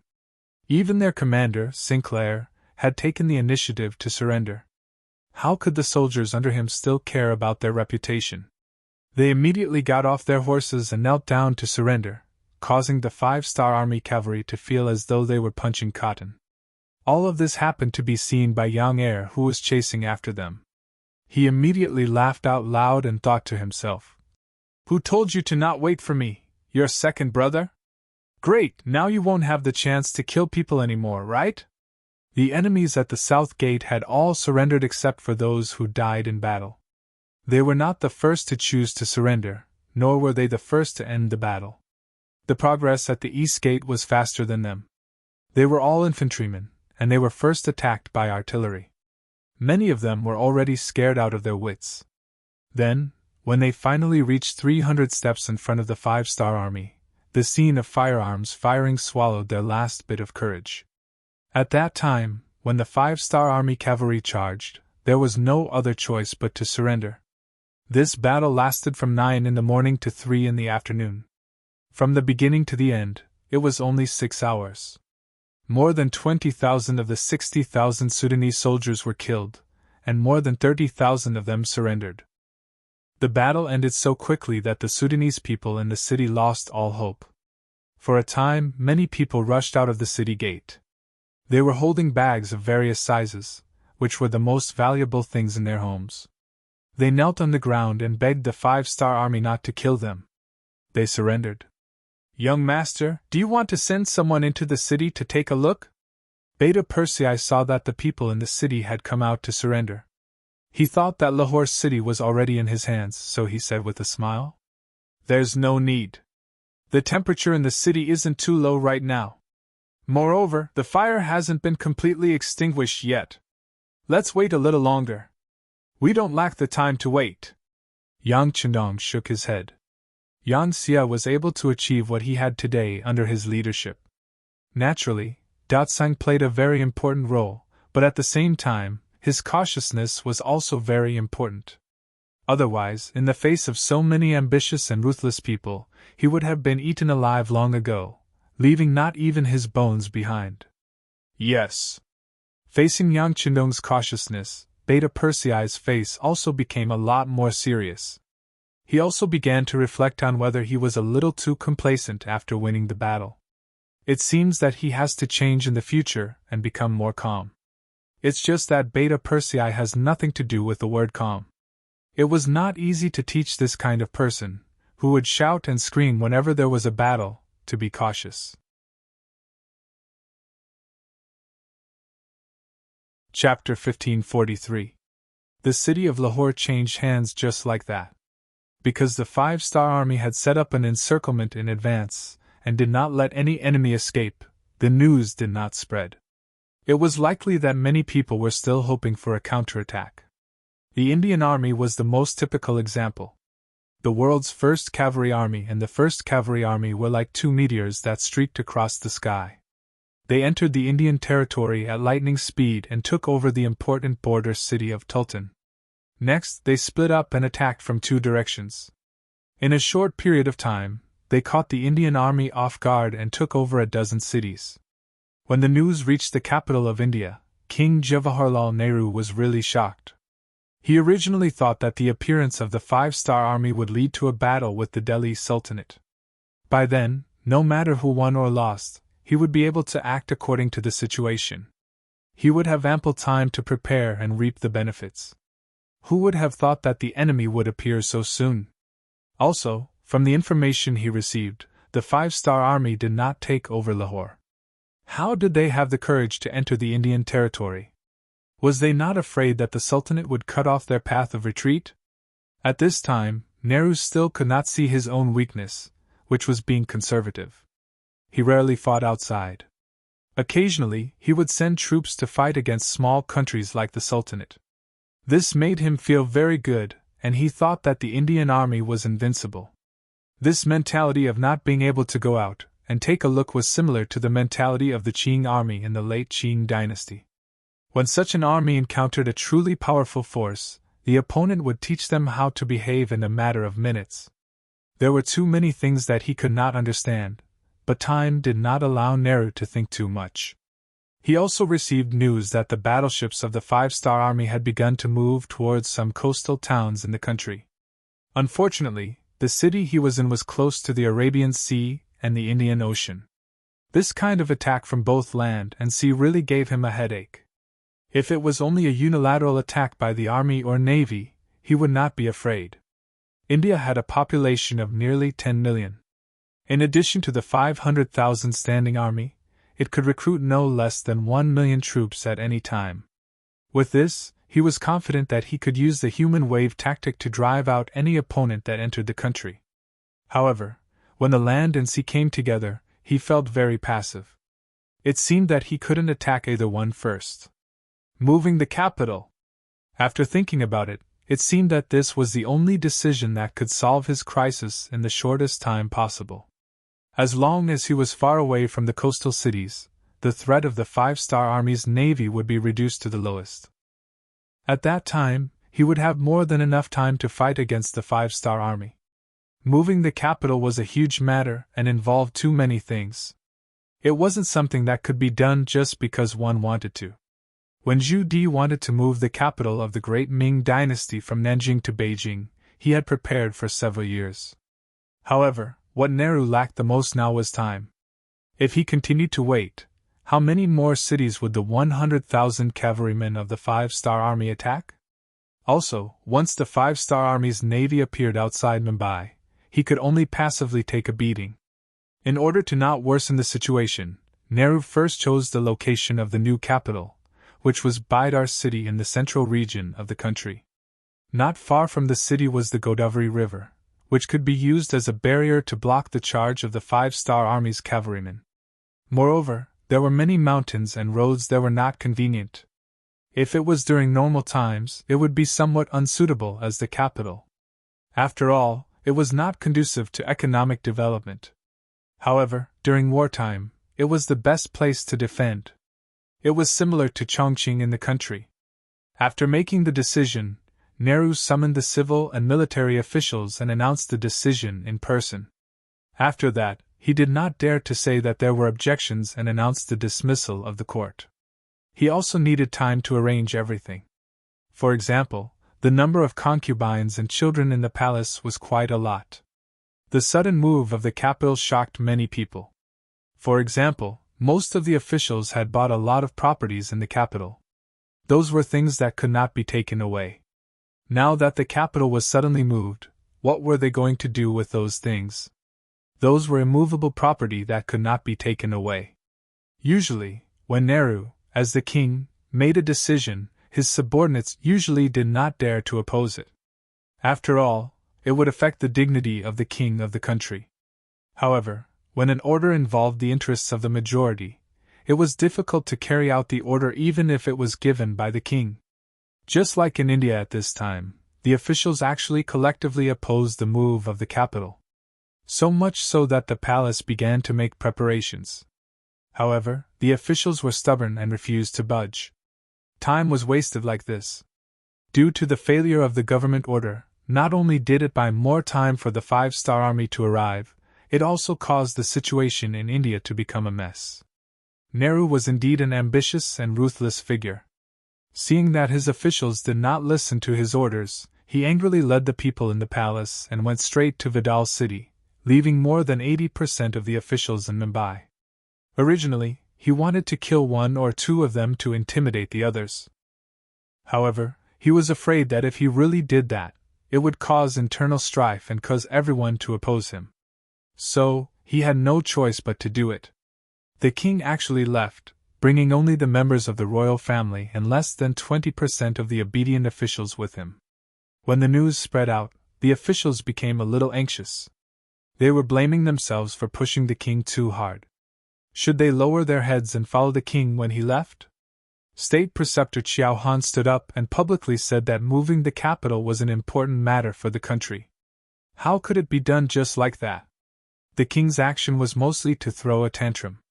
As long as the officials did not leave with him, it would not be long before the king would definitely return. When the time came, everyone would collectively go forward and admit their mistakes, and the matter would be over. The state preceptor's words struck a chord in the hearts of some people. For a time, they followed him. As the state preceptor, Qiao Han enjoyed a very high status in India. Now that he stood up and said these things, many people thought that they had found the root of the problem. As a result, even if the king left the capital, the officials still had no intention of following him. How would they know that some of Qiao Han's actions had already incurred Nehru's dissatisfaction? Qiao Han was the one who had previously prevented him from helping the Khaganate send troops. Because of this, Nehru had long thought of replacing him. If it were not for the change in the situation, George would have been arrested and punished by now. Nehru knew this, but the officials did not. So, after the king was gone, everyone instinctively followed the state preceptor's lead. However, others did not know, but as the state preceptor himself, Qiao Han knew. Feeling that his position was in danger, in order to save himself, he took the initiative to look for Yunk this time. After a discussion, these words came out. Yunk, the former director of the Foreign Affairs Group of the Security Bureau, was transferred to the Central Asia region more than a year ago to serve as the branch director. His most glorious achievement was to instigate the rebellion of the famous General Chindi of Jiaoji, Yunnan province, as well as Long Qi, Higuang, and others of the Lansang kingdom. Considering that he was good at this time, he was entrusted with the position of the branch director of the Central Asia Region Security Bureau by Director Yang San.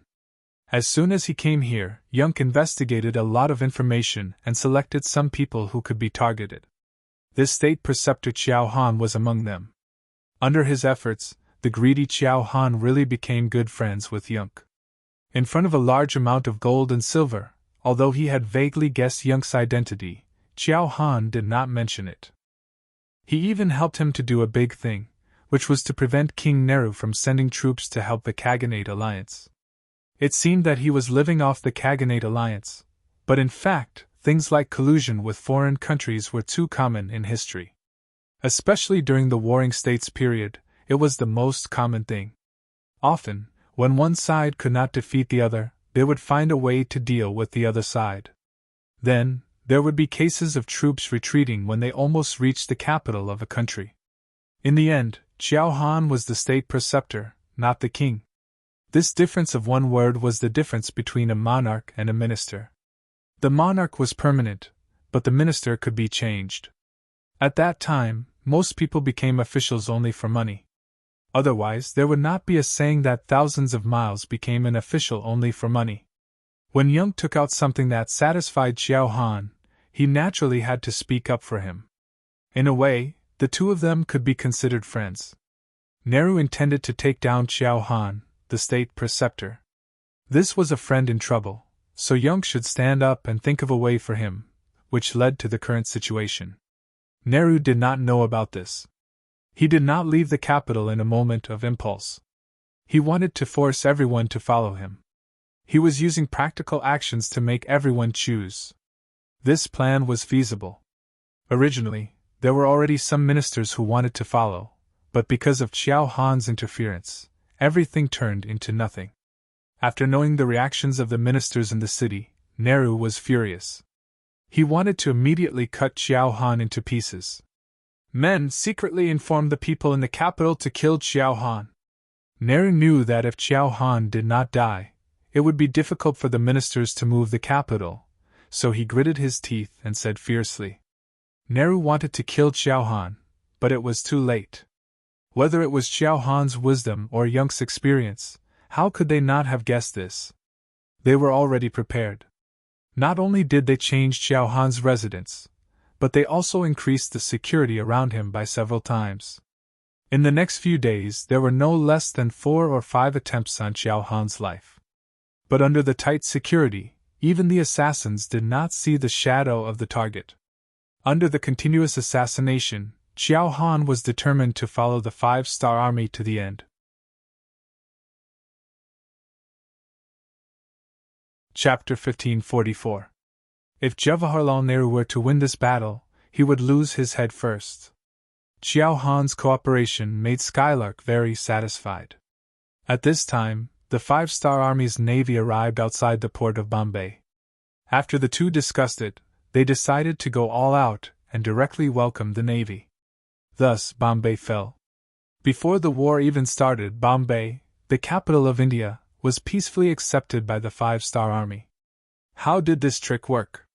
Everyone who saw it was confused. When the news reached the ears of young Chandong, who was leading troops into India, his face also changed color.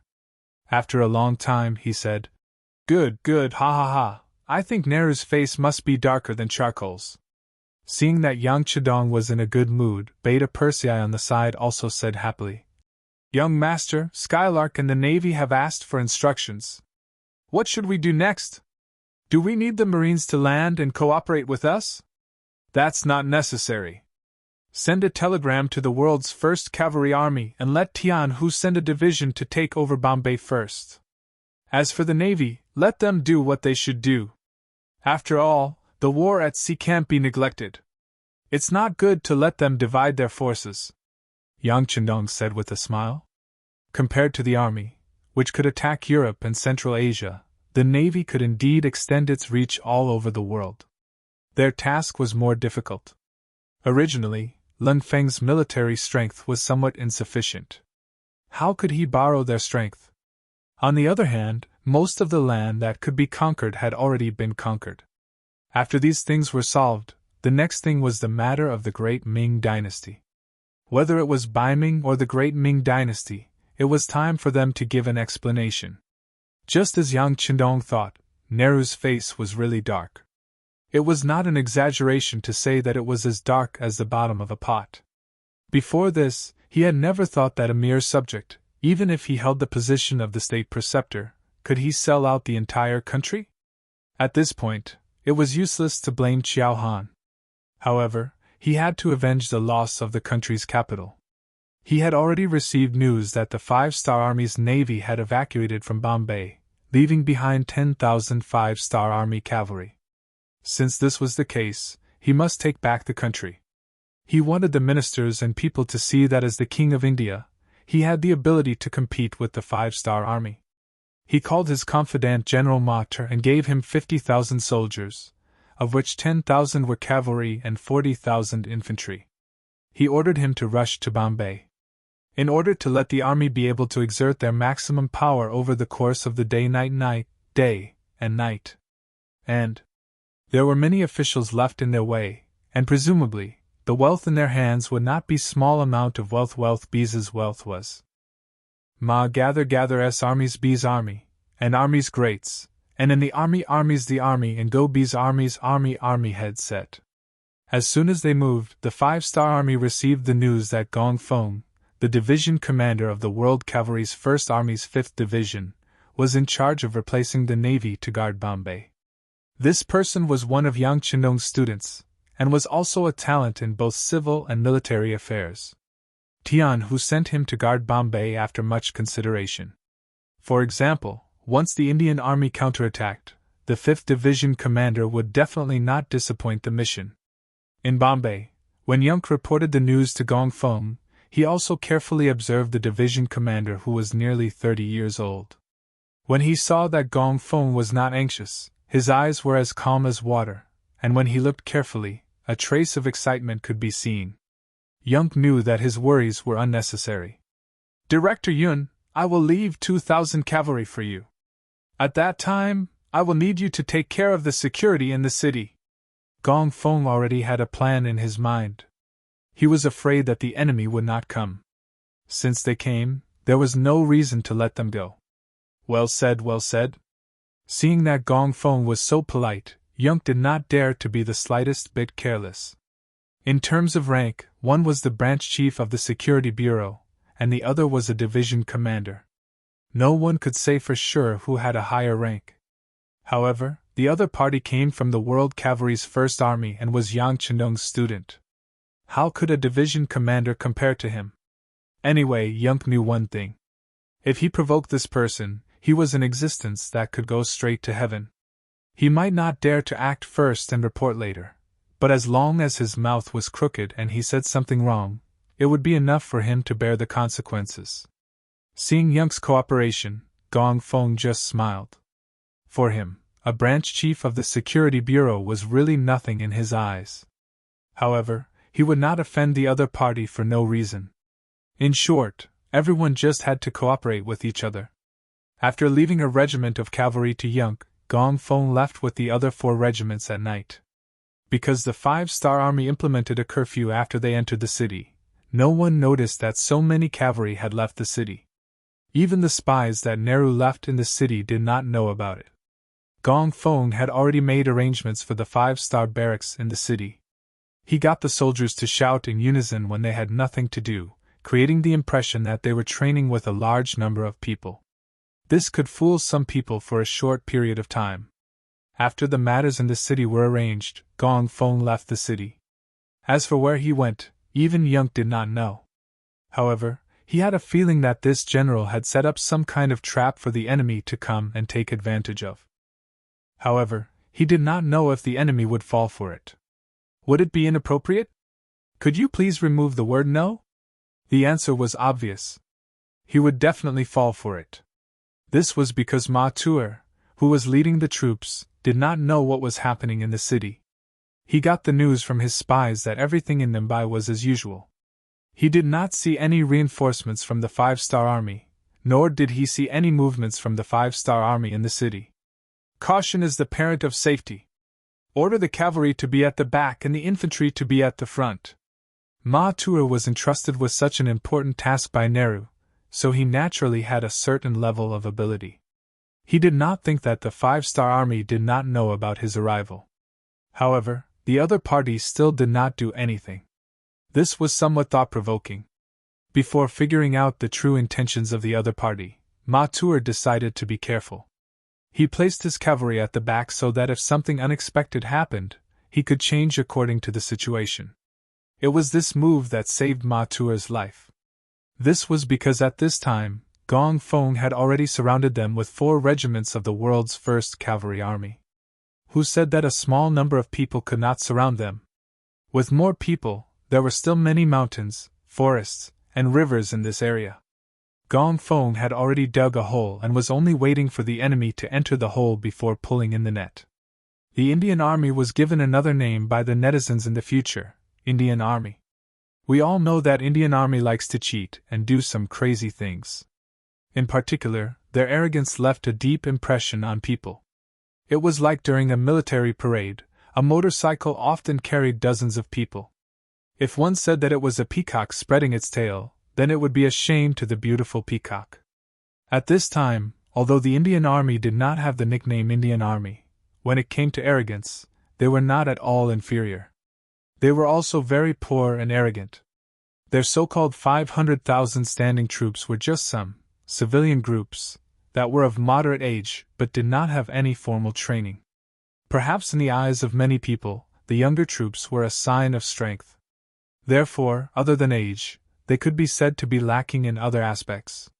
Just like the weapons in their hands now, there were all kinds of weapons. There were long spears, long knives, long swords, short swords, and some wooden sticks mixed in. It gave people the feeling that it was a hodgepodge. However, such an army still had a complacent look. It seemed that no matter what kind of opponent they encountered, with their youth and strength, they could charge and win. They wore unlined clothes, and it was obvious that there was no cloth armor on them, not to mention armor. With such equipment, even Yangtze's local troops could not enter. Now that they were targeted by the elite of the elites, the 1st Cavalry Division, how could they have a good time? When night came, the Indian army was still hurrying. This was not because they were very obedient, but because Ma Tuer, as the general of the army, had painted a big pie for them. After reaching Mumbai, they could loot for 5 days. It was this noble idea that made it impossible for them not to be faster. It seemed that if they were late by 1 step, they would not be able to get anything. This caused the formation of the Indian army to be in disarray. Many of them were already panting heavily, but no one was willing to give up on the journey and give up on their dreams and goals that they couldn't achieve. In the forest beside the official road, Division Commander Gong Feng was looking at the scene in front of him with night vision binoculars. At first, he was even a little dumbfounded. This was very different from what he imagined a regular army to be. At one point he thought that this was a trap prepared by the enemy for him to enter. After observing for a while, he saw that the last 10,000 cavalrymen were finally wearing cloth armor. Only then did he breathe a sigh of relief. Although cloth armor was the lowest equipment, and was not in Gong Feng's eyes, at least there was a difference. Since the cavalrymen were wearing cloth armor, it was very reasonable for the infantry not to wear armor. Seeing the Indian army enter his encirclement unknowingly, Gong Feng, who originally only had a 70% chance of winning, was now at least 90%. He couldn't help but wonder how the Indian soldiers would react when faced with a charge from a cavalryman clad in solid armor. Would they be defeated in one hit? Everything had to be done with facts. In the darkness, a bright red flash suddenly rose in the forest. In an instant, the dazzling light attracted everyone's attention. Thank you for the monthly tickets and rewards from Blazing Flame 3-inch Nail. Thank you for Ji Pingan's red packet reward. Again, I will solicit votes for Lungzi's new book, Duke Fierce. Friends who pretend to be real can go and take a look. Lungzi admits that he is very diligent. Thank you again for your support. If you still have a recommendation ticket or a collection ticket, please vote. This is very important for the new book. Lungzi knows that everyone is supporting him and will be more diligent. Thank you. Military supply to Ming will be completed soon. I will strive to update 4 to 3 times a day before the completion. Don't worry, no matter what happens, I will not stop updating. I guarantee a smooth completion. Thank you again for your support.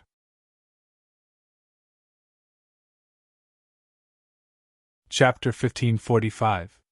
The sudden appearance of the red light immediately attracted the attention of the 50,000 Yin soldiers.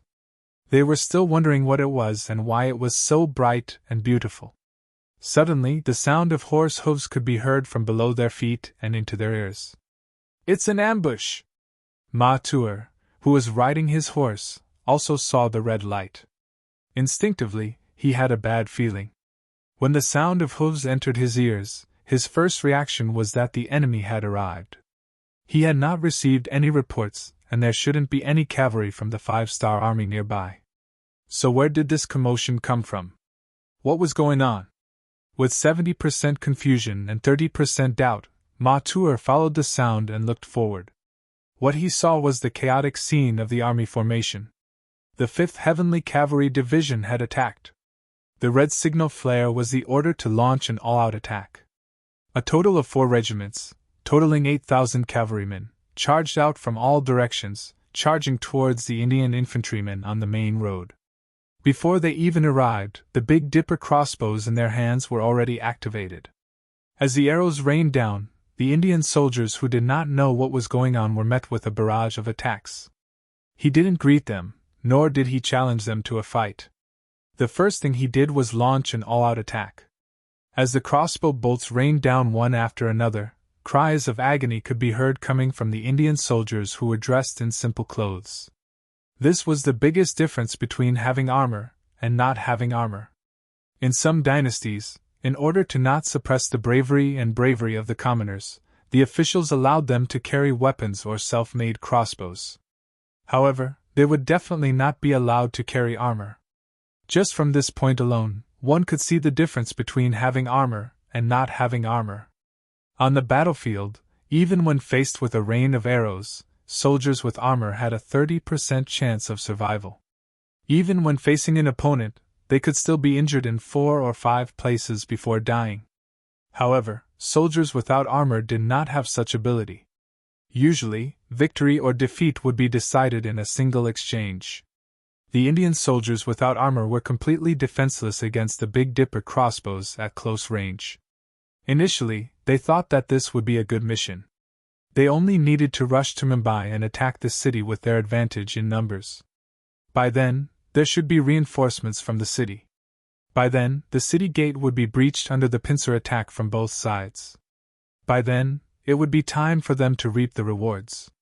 Who would have thought that they would run into enemies halfway through their journey? Moreover, it was when they were extremely tired. At this moment, facing the crossbow bolts from afar, even if some people wanted to turn around, they couldn't do so. Not to mention, the 5-star Army's cavalry seemed to be everywhere. They didn't even know which direction to run to. They were like headless flies. Other than being helpless and dying, they didn't know what to do. In the future, when tens of thousands of Ming soldiers faced thousands of Jian soldiers, they would be defeated in one blow. In the future, when tens of thousands of Ming soldiers faced hundreds of Japanese soldiers, they would also frantically retreat and throw away their cannons. This was enough to prove the difference between elite soldiers and mediocre soldiers, as well as the difference between good equipment and plain clothes. Just like now, facing the fully armed soldiers of the world's first cavalry army and facing a sudden attack, the 40,000 Indian soldiers did not even have the chance to resist and were thrown into chaos. In the battle, there were countless people who died from being trampled. In the end, someone shouted, "Abandon your weapons and kneel on the ground. Those who surrender will live." In the dark night, black figures knelt on the ground one after another. Their movements were so orderly that it was as if they had rehearsed it hundreds of times. Compared to the incompetence of the infantrymen, the performance of the cavalrymen was slightly better. However, it was only slightly better. Under General Mature's orders, they even launched a counterattack. However, it was obvious that their cloth armor could not block the arrows from piercing through their bodies. However, what was even more unexpected was that when the battle was at its climax and the Indian cavalrymen still had the advantage in numbers, Mature, who was leading the troops, actually led the 1,000 or so cavalrymen to escape. This was because he could not see any hope of victory. In addition, in the dark night, he did not know how many 5-star army soldiers there were. He was very worried that if he continued to fight, he would lose his life here. As such, he might as well just leave. The fact that their general had escaped was a huge blow to the Indian cavalrymen. In addition, the 5-star army's cavalrymen seemed to have an endless supply of arrows.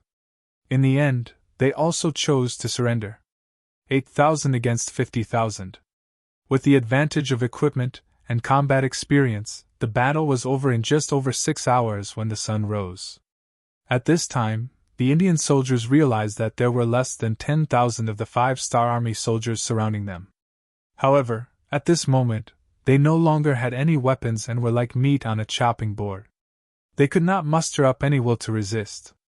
When evening came, Division Commander Gong Fong led the army back to Mumbai with 30,000 Indian soldiers. This scene was witnessed by the common people in the city. They did not know when the 5-star army left the city, but when they saw that only a few thousand cavalrymen were able to escort tens of thousands of Indian soldiers into the city, many of the common people's faces turned gloomy. Their own army was so weak that it caused a little bit of pride in their hearts to diminish. After Mature's army was defeated, he returned to Vidar city 3 days later. He cried and complained about the shamelessness of the 5-star army. He even exaggerated that 70 to 80,000 5-star army cavalrymen surrounded them and set fire and arrows on them. In the end, he was unable to turn the situation around and killed his way back. King Nehru's face was naturally filled with anger. He cursed Mature's incompetence in his heart. He did not believe that there would be any 5-star army cavalrymen around Mumbai city. However, considering that they were in dire need of manpower, if he really killed Ma Tuer, it would inevitably cause panic among the other generals. In the end, he only reprimanded Ma Tuer and allowed him to take the blame. In the eyes of the other generals, Nehru displayed the image of a benevolent king. Everyone praised him endlessly. The rest of the generals expressed that when they encountered the main forces of the Five-Star Army, they would definitely risk their lives to repay the king's kindness. In the eyes of Nehru, all of these made him very satisfied. He took the opportunity to announce that he would send out 300,000 soldiers and set up a defensive line in front of the Godavari River. For this, he even took out the cannons and guns he bought from the Westerners and put on a look that said he would take care of whoever came. However, no matter what, after Madal's defeat, Nehru's thoughts of splitting up his forces had been resolved. He could be considered to have completely given up on the vast land north of the Godavari River, and instead used a passive method to wait for the Five-Star Army's arrival. Time passed quickly. Half a month later, Yang Chendong brought the main forces of the Five-Star Army to Mumbai city. Outside the city gate, Division Commander Gong Fong held a grand welcoming ceremony. When the Five-Star Army entered the city one after another, the neat marching formation and the excellent equipment were displayed one by one in front of the Indian people. Some people who originally wanted to wait for the king to come back unknowingly gave up on that idea.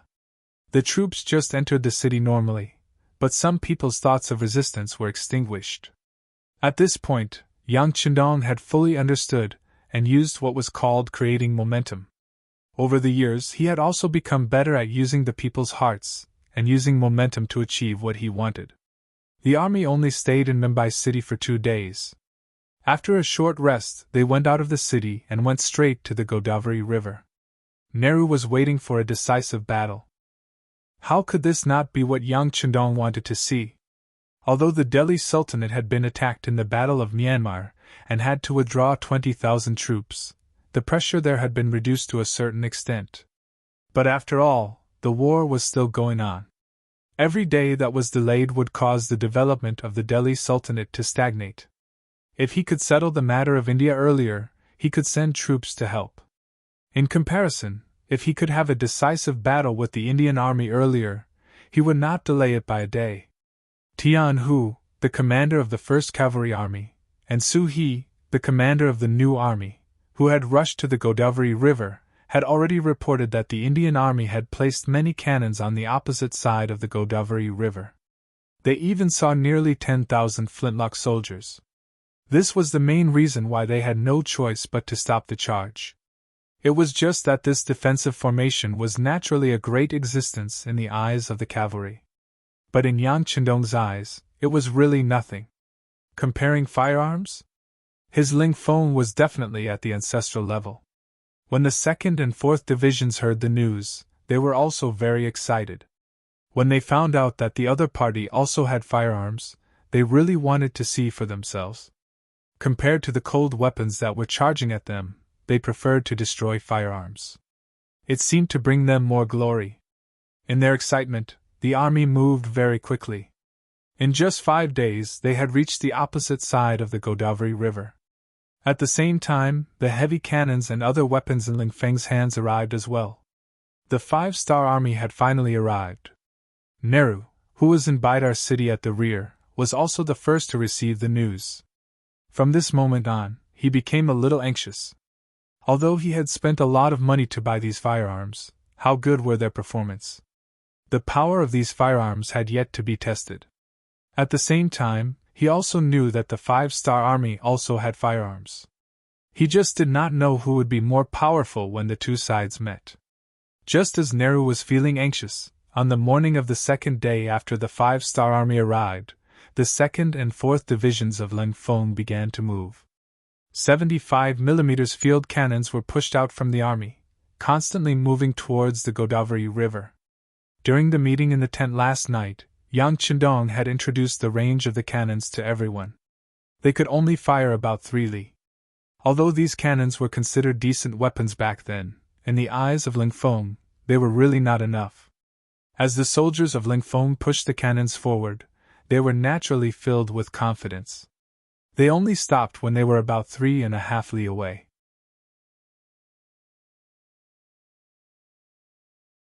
Chapter 1546.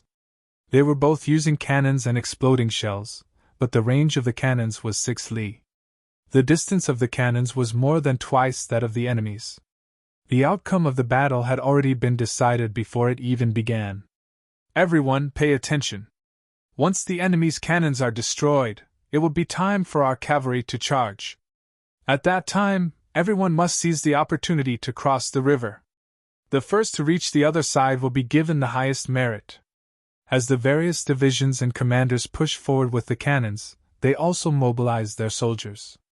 According to the battle plan Yang Chindong had laid out last night, bombarding the enemy's firearms was only the first step.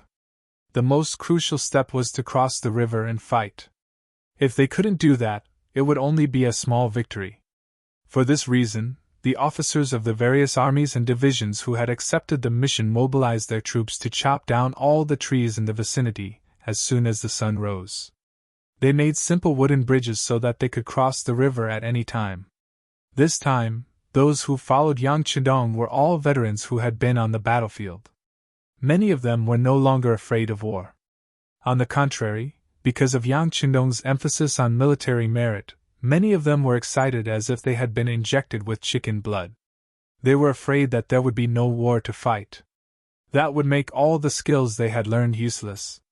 It could be said that it was precisely because of this powerful security system and the establishment of military merit awards that the 5-star army would not develop a battle weariness even when they were fighting everywhere. It wasn't easy for them to rely on war to live a good life. How could they dislike war and give it up in the end? With their fighting spirit and high morale, coupled with the strongest equipment and the most powerful firearms, who could stand against them?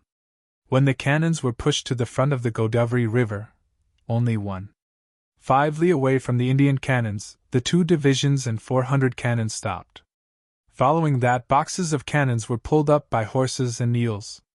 The cannons were opened and the cannons were dismantled. The preparations for the cannons were done in an orderly manner. On the other side of the Godavari River, many of the Indian generals saw all of this. Ma Tuer, who was trying to redeem himself, even estimated the distance between the two sides. When he confirmed that it wasn't within the range of the cannons, he could only shake his head helplessly. Then, he looked at the 5-star army on the other side of the river. He wanted to see what the Han army was going to do. At the same time, he would occasionally glance at the rear of the army. Due to his previous experience of being defeated by the 5-star army, he had formed a 20,000-man inspection team. If anyone dared to take a step back during the battle, they would be treated as deserters and killed without mercy. It was precisely because of this preparation, coupled with the danger of the Godavari River in front of them and the firearms and cannons on the side, that Tuer felt a bit more confident in this battle. Last check, reload the cannons in 3 minutes. As the commander of the Ling 2nd Division, Xiao Feng's experience came into play. This time, he became the commander of both the Ling 2nd Division and the Ling 4th Division. In the following time, the cannoneers quickly checked the cannons. When there were no problems, the soldiers picked up the cannons and prepared to reload at any time. Xiao Feng turned around and after confirming that there were no problems, his expression turned serious. As he shouted for the cannons to fire, the small red flag in his right hand fell down. Instantly, 400 cannons fired at the same time towards the other side of the Godavari River. There was no test firing, nor was there any calibration. There were simply too many Indian soldiers on the other side of the river. Looking from afar, it seemed as though there was no end to the number of tents. With so many targets, it was impossible for the cannon to miss. Shio shio shio. Shio shio shio. The cannons let out a pleasant sound as they pierced through the air and landed on the Indian camp on the other side of the Godavari River. Some landed on the enemy's cannons, some landed among the gunners, and some landed among the archers. There were even some that landed beside the tents, uprooting them one by one. With a loud bang, the orderly Indian camp was replaced by a cloud of smoke. Cries and screams could be heard from the camp. The cannons landed with a loud bang in a ferocious force that greatly exceeded the expectations of the Indian soldiers. When many of them were hit by the cannons, their bodies were smashed to pieces, or they were injured by the aftershocks of the cannons, Losing an arm or a leg, the camp was filled with the cries of ghosts and howls of wolves. Ma Tuer, who was riding on his horse, was also frightened by this scene. His warhorse also shook its head and wagged its tail because of the loud explosion. If he did not control it with all his might, it would have already turned tail and fled. Calm down, calm down! Facing this sudden change, although Ma Tuer's face was pale, he still did his duty and shouted, "Immediately order the cannons to fire back!" Although he knew that the distance was not enough, Ma Tuer could not think of a better idea. If they didn't do anything, the army wouldn't be far from collapsing. The order was given to the cannons and the cannons at the front started to reload. One cannonball after another was loaded into the cannons. Then, a loud explosion sounded and the cannonballs landed on the 5-star army across the river. The sound of the cannonballs brought hope to the Indian soldiers. Many of them were looking at this scene, hoping that their cannons would succeed. Boom, boom, boom, boom, boom, boom. The sound of cannons rang out and landed about 200 to 300 meters in front of the 5-star army, creating craters one after another. However, that was it. With the limited range, these cannons could not harm the 5-star army at all. Destroy all the cannons! Fire! Xiao Feng's face was cold. Although the enemy's cannons could not harm him, the sound of the cannons was a provocation to him. Since they dared to fire back, he would not be able to recognize his parents if he did not beat them up. He would not be able to live up to his position as a division commander and the 2 golden badges on his shoulders. Compared to the other division commanders of the Cold Front, who had the title of Major General, the 1st, 2nd, and 3rd Division commanders were all lieutenant generals. The sound of cannons being fired rang out once more, the target being the Indian cannons. Amidst the earth-shattering sounds, more and more cannons became the targets of the Indian cannons and were blasted into smithereens. The soldiers were also blasted into the sky, and there were countless casualties. Without the threat of the enemy's cannons, the 400 field cannons of the 5-star army took turns moving forward. They needed to extend their firepower and prepare for the other armies to cross the Godavari River. With the extension of the cannons, the Indian army that thought they were safe became hell. Even Ma Tuer had no choice but to retreat. However, his gaze was fixed on the Godavari River. He believed that after the cannons fired, the 5-star army would force their way across the river. That would be the moment when the 2 sides clashed.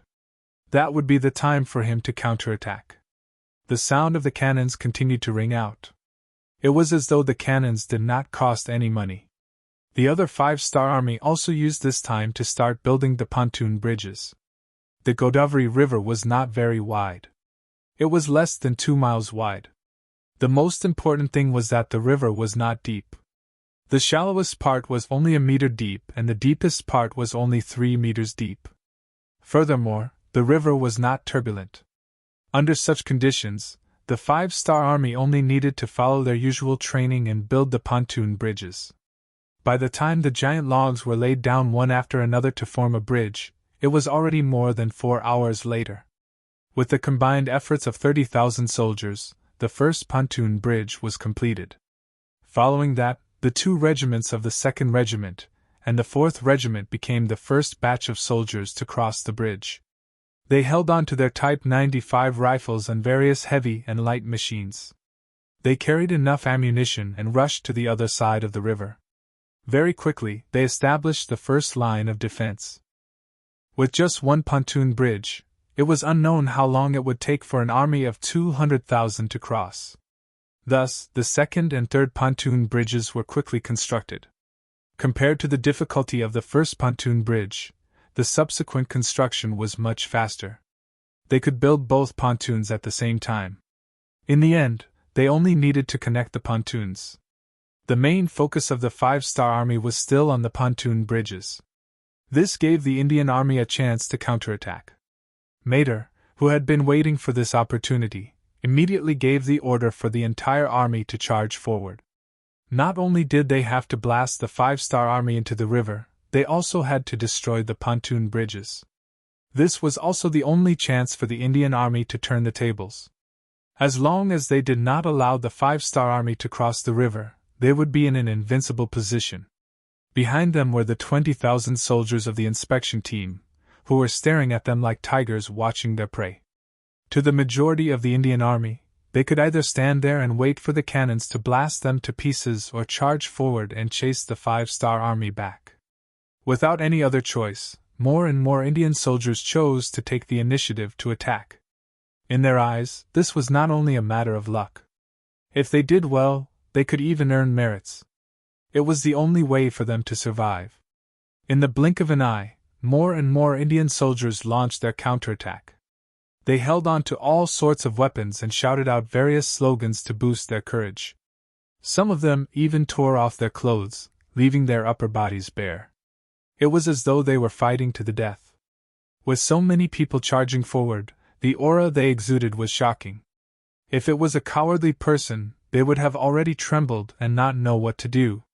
However, for the battle-hardened soldiers of the cold front, such a small battle was nothing.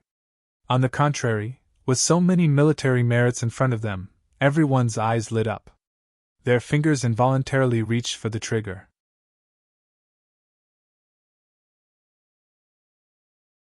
Chapter 1547. Everyone, don't be impatient. Let's get closer before fighting. As the commander of the 4th Division, Ling Dachyoung's eyes were shining as he spoke. Unknowingly, he had already picked up a light machine gun and was ready to shoot. 800 steps, 700 steps, 600 steps. The Yin army was getting closer and closer. Those with good eyesight could even see the ferocious expressions on their enemies' faces. However, this did not affect the mentality of the cold vanguard soldiers at all.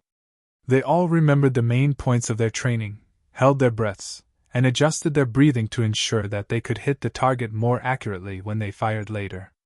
400 steps, 300 steps, 200 steps, 180 steps.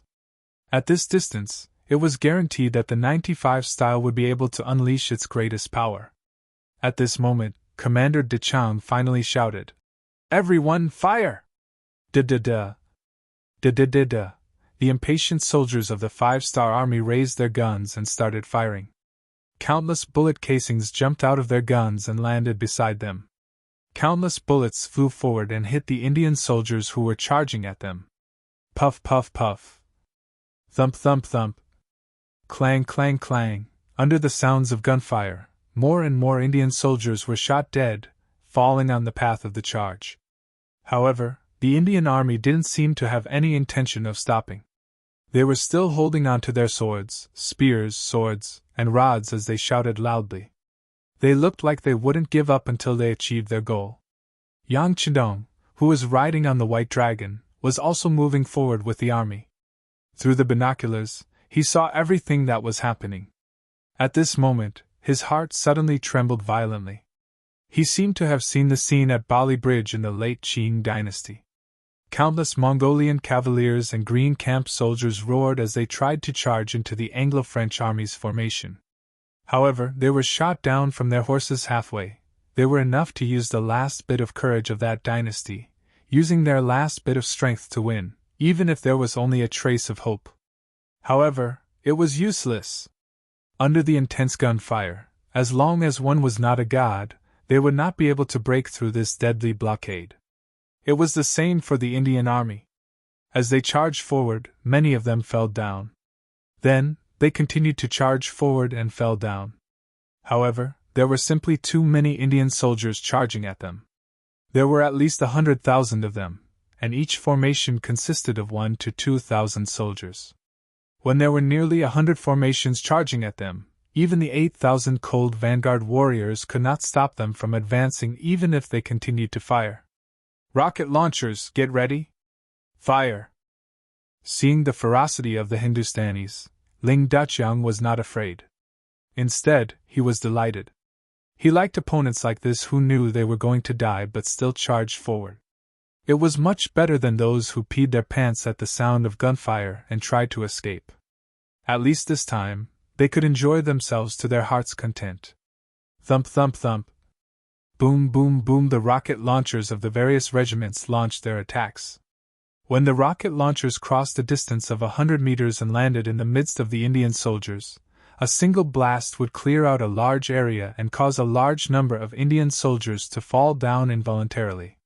Some of the rocket launchers could even cause about 100 casualties. This was all because the Indian soldiers were too close to each other. The 400 field cannons at the front also began to retreat.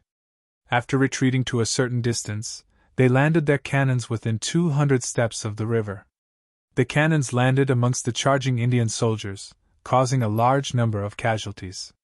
Under the alternating sounds of cannons and gunfire, the area between 80 and 500 steps of the Godawali River was quickly filled with corpses. A rough estimate showed that there were no less than 30,000 people dead. This was the damage done in less than 2 hours. Under such a powerful attack, the Indian soldiers' charge was finally stopped. When they saw that they could not get close to the 5-star army no matter how hard they tried, more and more Indian soldiers started to feel afraid. It was a matter of course that people would die in a war. Anyone in the army would have to make plans and preparations in this regard. However, it was not what everyone wanted to do to die without any hope of victory. When they realized that they would die if they charged forward, some people started to hesitate. Why did they have to rush forward to die, while their comrades behind them could watch all of this from afar without being harmed in the slightest? Without comparison, there would be no emotions and no disappointment. When they realized that the faster they ran, the faster they would die, some of the Hindustanis slowed down on purpose. Some of them even turned around and ran back. That's right, there were 20,000 inspectors behind them. But what if they could break through the blockade of the inspectors? Those people did not have such perverted killing weapons like the 5-star army. This gave them the courage and opportunity to try. Another quarter of an hour passed, and the Indians threw down another 10,000 corpses. Dechang and the rest of the soldiers were shocked to find that there were no more opponents in their sights. All the Indian soldiers began to run back and started to fight with the inspectors who were looking at them from behind. Don't worry about them. Load your weapons and get ready to fight at any time. Ling Dechang only took a glance with his binoculars and ignored the Indian soldiers. After giving the order, he turned around to check on the construction of the pontoon bridge. That's right, 2 pontoon bridges were about to be completed in 2 hours. It could be imagined that more and more cavalry would arrive. That would be the time for them to charge. On the Indian side, the 20,000 inspectors killed countless Indian soldiers. It was only when Mathur sent another 10,000 reinforcements that the situation stabilized. At this moment, there were less than 40,000 Indian soldiers standing in front of them. In other words, 20,000 Indian soldiers had died in that short period of time. Charge back. As long as you charge back, you will have a chance to survive. Otherwise, even if you die, your families will not be taken care of. Mathur knew that the morale of the Indian soldiers was unstable. However, in order not to disappoint the king, he could only grit his teeth and persevere. Charging back meant death. Not charging back meant death. The only difference was that if one died, their families would be taken care of. However, the Indian soldiers had no choice but to turn around. Oh! Or rather, it should be said that they had changed their direction. To them, the weapons in their hands were no different from fire sticks when compared to Ling Feng's muskets. In fact, they were even inferior. They're here again. Seeing that the sky was about to turn dark, the Indian army turned around and prepared to charge at them again. Xiao Feng chuckled and said with a sense of satisfaction, "Cheer up, it's time for us to reap the harvest. Commander Xiao, give us a chance." Just as the 4 regiments of the Cold Front soldiers were prepared to fire at any moment, the commander of the 1st Cavalry Army, Tian Hu, and the commander of the new army, Su He, arrived behind Xiao Feng. Although the 3 of them held different positions, they were all lieutenant generals. In terms of status, they were about the same. Therefore, they were very polite when they spoke to each other. When the 2 commanders spoke to Xiao Feng in unison, he also felt a trace of pressure. What? Have the armies of the 2 commanders already crossed the river? Xiao Feng asked, not answering the question directly. He noticed from the corner of his eyes that the cavalry soldiers were still crossing the river and had not started to gather. No, but it will take at most 15 minutes for them to cross the river. They don't need to gather to charge. By the way, Commander Xiao, as you know, the construction of this place will require a lot of manpower. Even if they are all moved away in the end, many families can't live without men. Thus, it's better to capture as many captives as possible. Tianhu urged his horse forward and spoke with a sincere expression. Tianhu's words were not his own analysis. They were words that Yang Chendong had said in public announcements more than once. As the commander of the Cold Front soldiers and an extremely senior person, Xiao Feng naturally knew this was the truth. He could continue to kill the enemy, but it would be bad if he delayed the sixth young master's plan to rule the country. After lowering his head and thinking for a while, Xiao Feng finally raised his head and said, "All right, you guys hurry up and cross the river. Before you officially enter the battlefield, if the Indian soldiers attack, we will have to fight them back." This meant that Xiao Feng had agreed. Once the cavalry entered the battlefield, they would stop fighting. Upon hearing this, Tianhu and Su He couldn't help but nod. They were impressed by Xiao Feng's ability to see the big picture. "All right, thank you, Commander Xiao. We are all working for the sixth young master and for the development of our people. This is what I should do." Xiao Feng chuckled and returned to his commanding position. As the commander of the 2nd Division of the Cold Front, he had a firearm in his hand. His every move was watched by many people. This was especially so when he interacted with other commanders or division commanders. He didn't want to be noticed by others because he wasn't paying attention. Even if the 6th young master didn't doubt his loyalty, it was inevitable that there would be people who would gossip behind his back.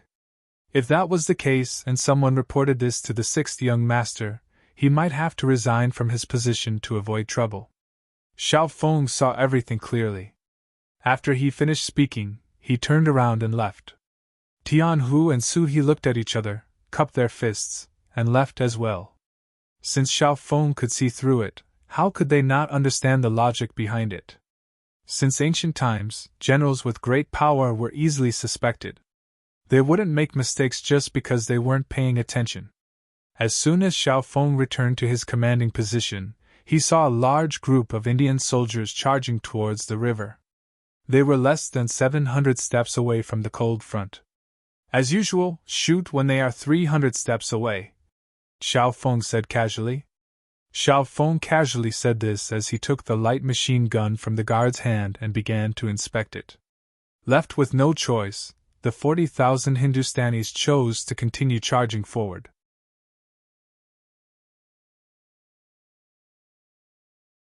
Chapter 1548. They knew that rushing forward would most likely result in death, but they had no other choice. General Mater obviously wanted to use them to consume the ammunition of the 5-star army. The only thing they could do was to be a somewhat useful live target. Knowing that they would die, most of the Hindustanis simply threw away the weapons in their hands. To them, in the face of firearms, there was no difference whether they had weapons in their hands or not. Since that was the case, they might as well die in a relaxed manner. A total of 40,000 people walked forward step by step in a densely packed formation. Some soldiers even held hands with each other. It seemed that only by doing so would they not be so lonely on the road to the underworld after death. Even though the sky had already darkened, there were still people moving about in the vast and mighty army of 40,000 people. These were all human lives. Even though they were of a different race, many of the Cold Front warriors still couldn't bear to see this happen. Even Beta Persei and the others who were standing in the middle of the army seemed to have the same thought. Many of them even deliberately looked at Yang Chidong, who was riding on the white dragon. Perhaps they wanted their master to be merciful to their opponents. How could Yang Chidong not feel the gazes of these people intentionally or unintentionally looking at him? But his heart was like a boulder, and did not waver in the slightest. He would never forget how the Hindustanis in the future rebelled against China. When you were needed, you could say anything. When you were not needed, you could be as cruel as possible. Looting, burning, and killing were all kinds of evil, but their country did not care. Instead, they allowed such things to happen. Because of this, many outstanding Chinese people suffered losses in this matter, and even lost their lives because of it. Since there was a chance now, of course, he would not let these people live, let alone let history repeat itself. Give the order! Unless you kneel down and surrender, you are the enemy. You know how to treat the enemy. After Yang Chudong said this, no one dared to say anything else. Some smart ones had already run to the front to pass the order. In fact, there was no need to give any special orders. Since Yang Chudong did not give any new orders, they would just follow the same old routine. Therefore, before the messenger could cross the river and reach the front line, the 5-star army had already opened fire. The vanguard of the 40,000 Hindustanis was already within 300 paces, and under the full force of their firepower, wave after wave of Indian soldiers fell to the ground. After being shot, some of the Hindustanis even had a look of relief on their faces. Perhaps this way, they would no longer have any worries. The gunshots did not stop, and the casualties of the Hindustanis continued to increase. Under the heavy firepower of the Langfeng soldiers, no one could get within 100 steps of them. Most of them were shot dead between 300 and 200 steps.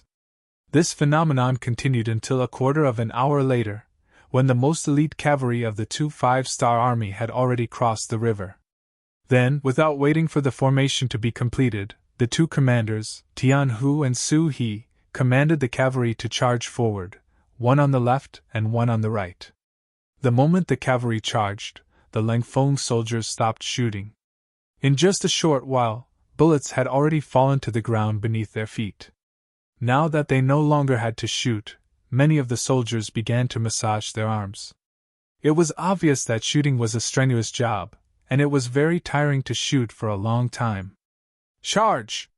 Those who drop their weapons and kneel down will live! Tens of thousands of the 5-star army's elite cavalry charged, and the battle cry rang out everywhere. They shouted in the Hindustani language that they had just learned. In fact, it was just a Hindustani language to force the enemy to surrender, and it was not difficult to learn. Just a moment ago, they were still facing firearms attacks, and suddenly, the enemy changed tactics. Many of the Hindustanis widened their eyes, and they did not know what to do.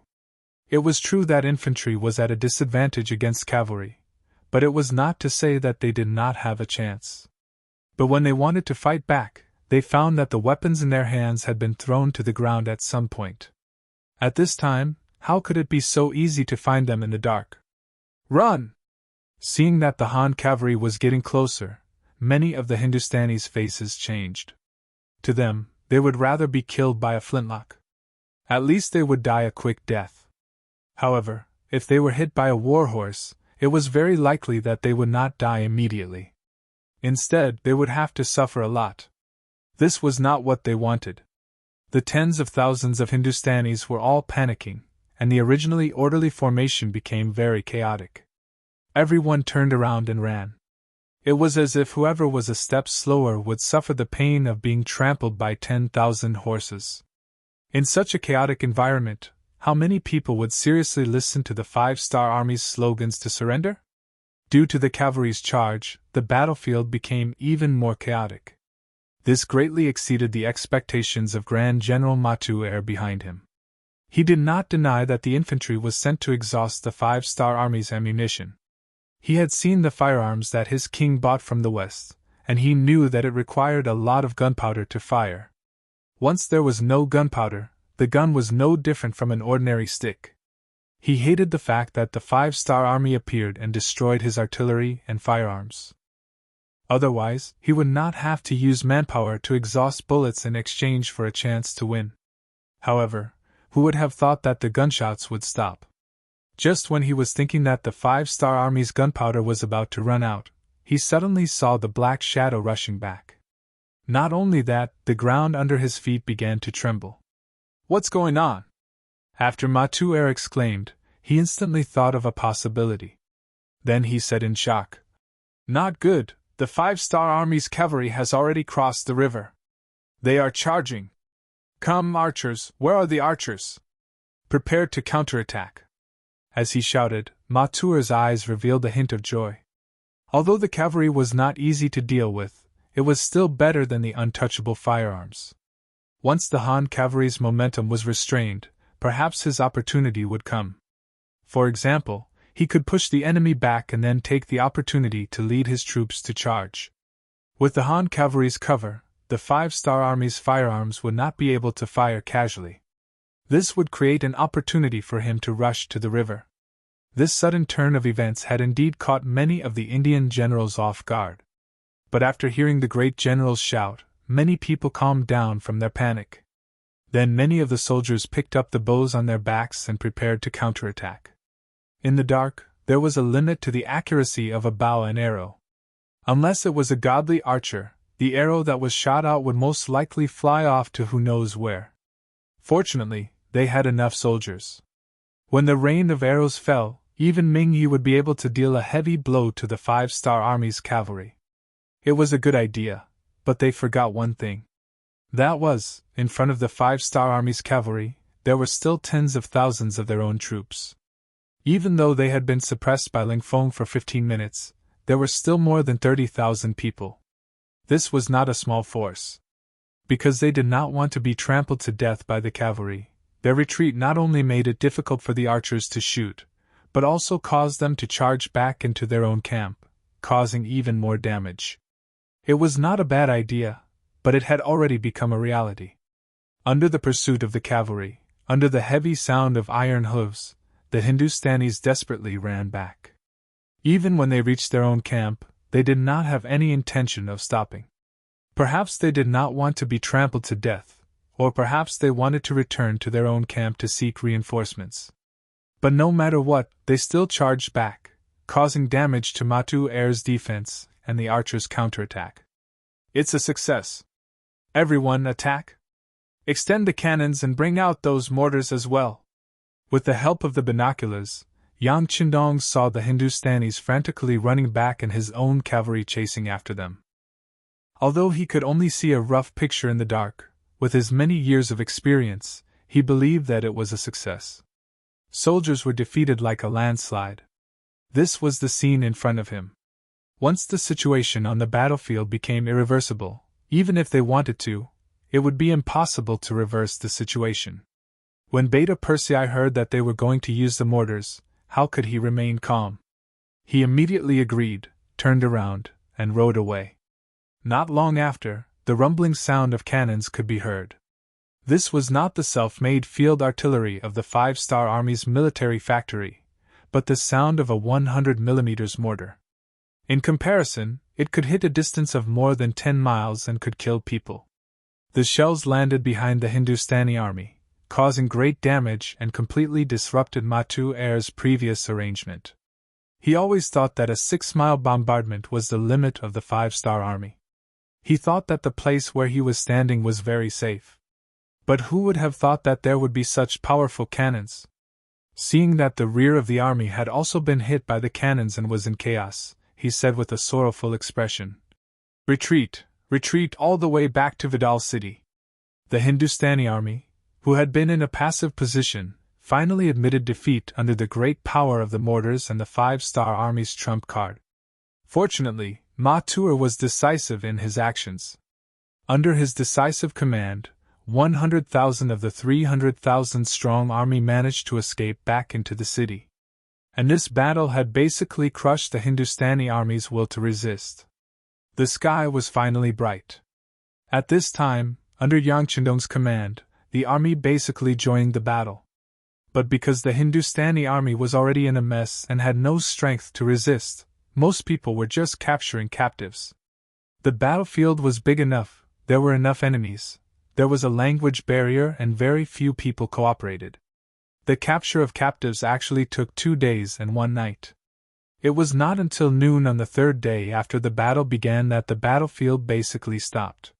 Yang Qindong looked at the report that had just been sent to him. In this battle, they had killed more than 70,000 enemies and captured nearly 130,000 enemies. He knew that the Hindustanis were about to be finished.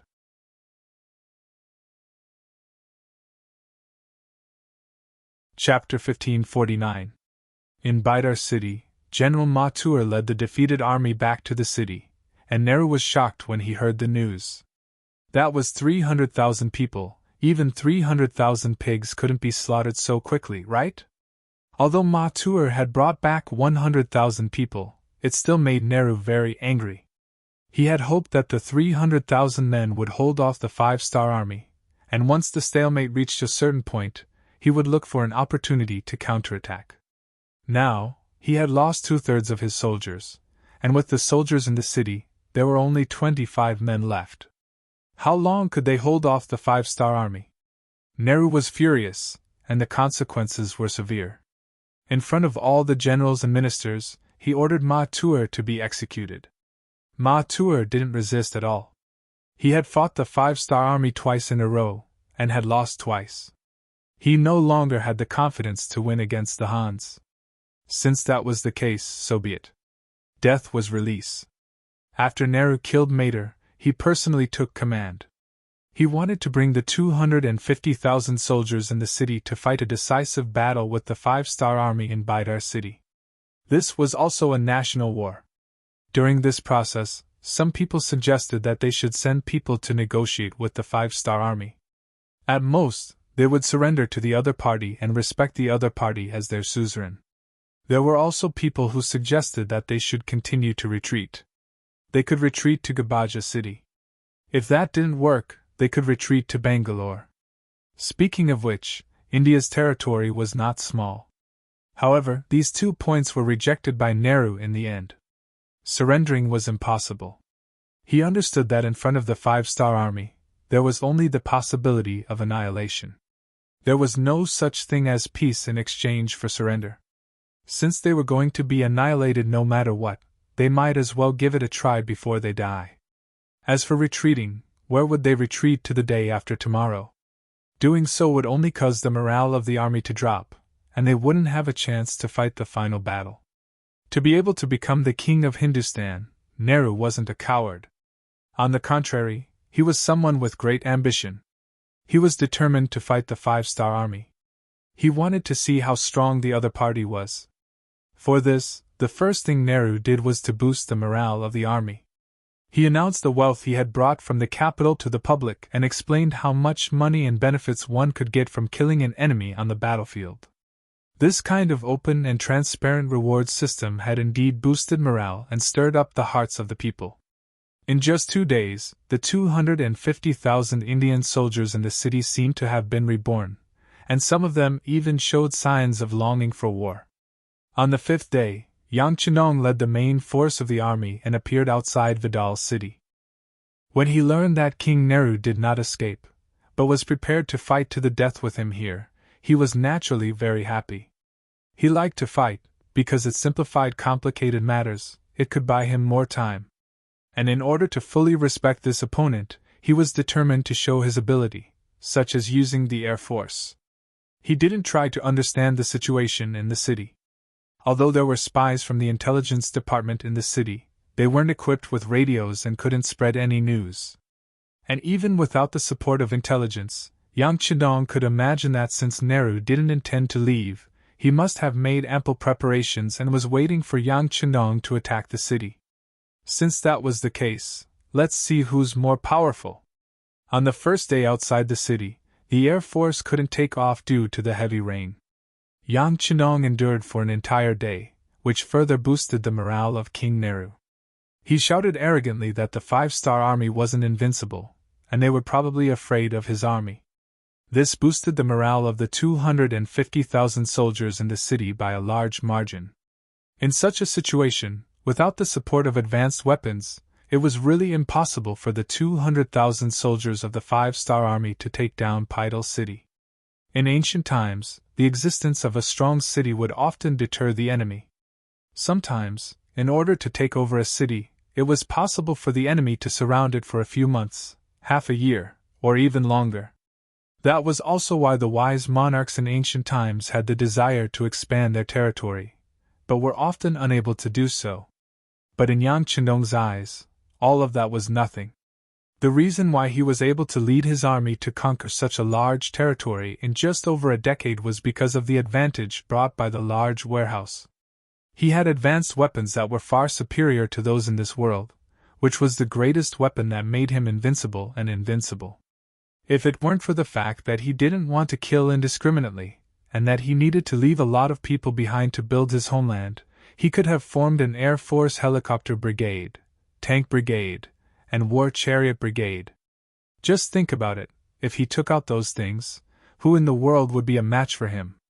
This was especially true for those large caliber cannons that could shoot up to tens of kilometers, hundreds of kilometers, or even more.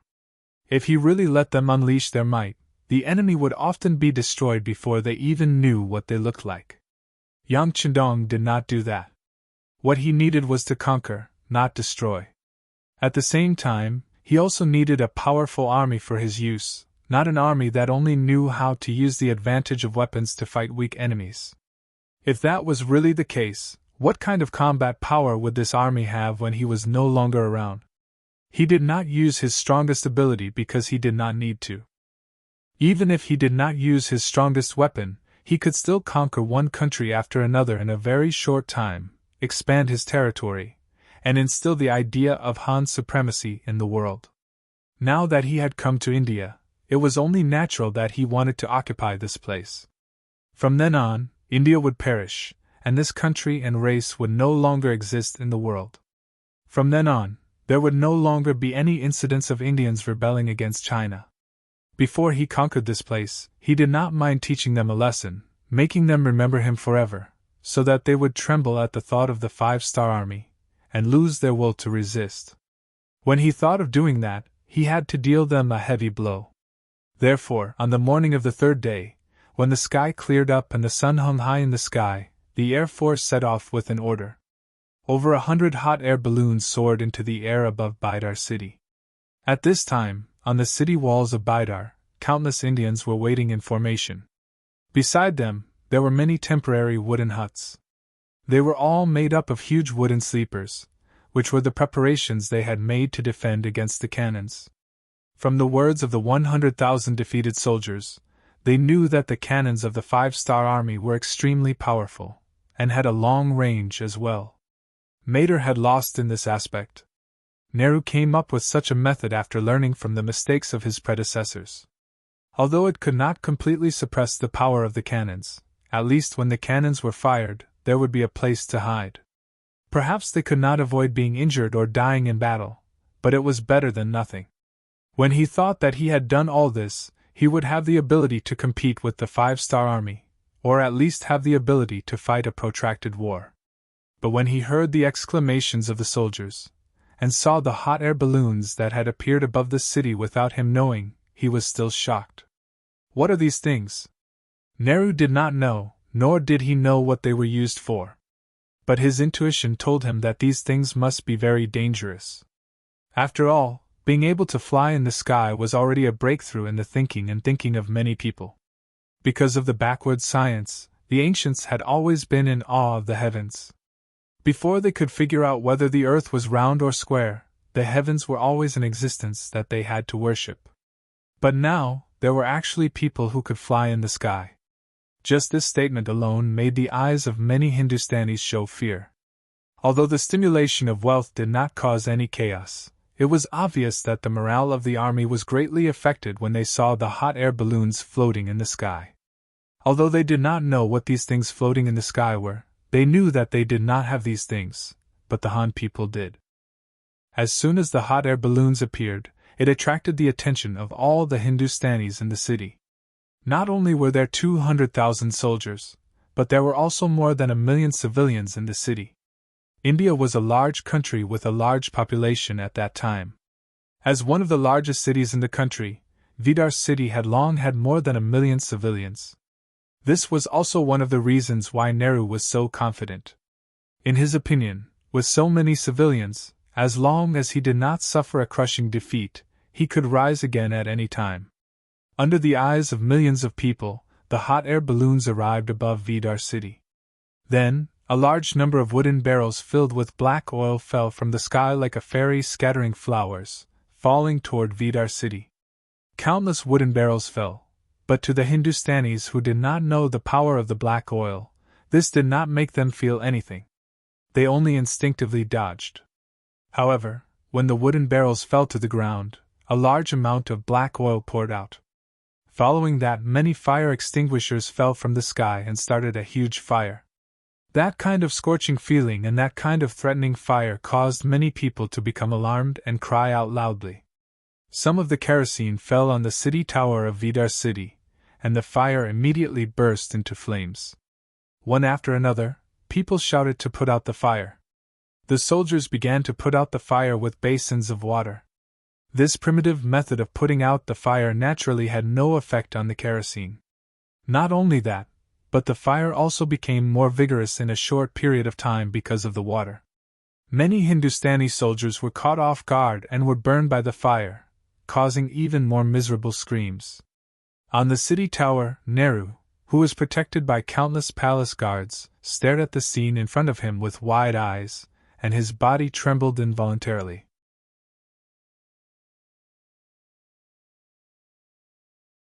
Chapter 1550. He knew that the 5-star army would have cannons to pave the way, and he was prepared to sacrifice some of his men.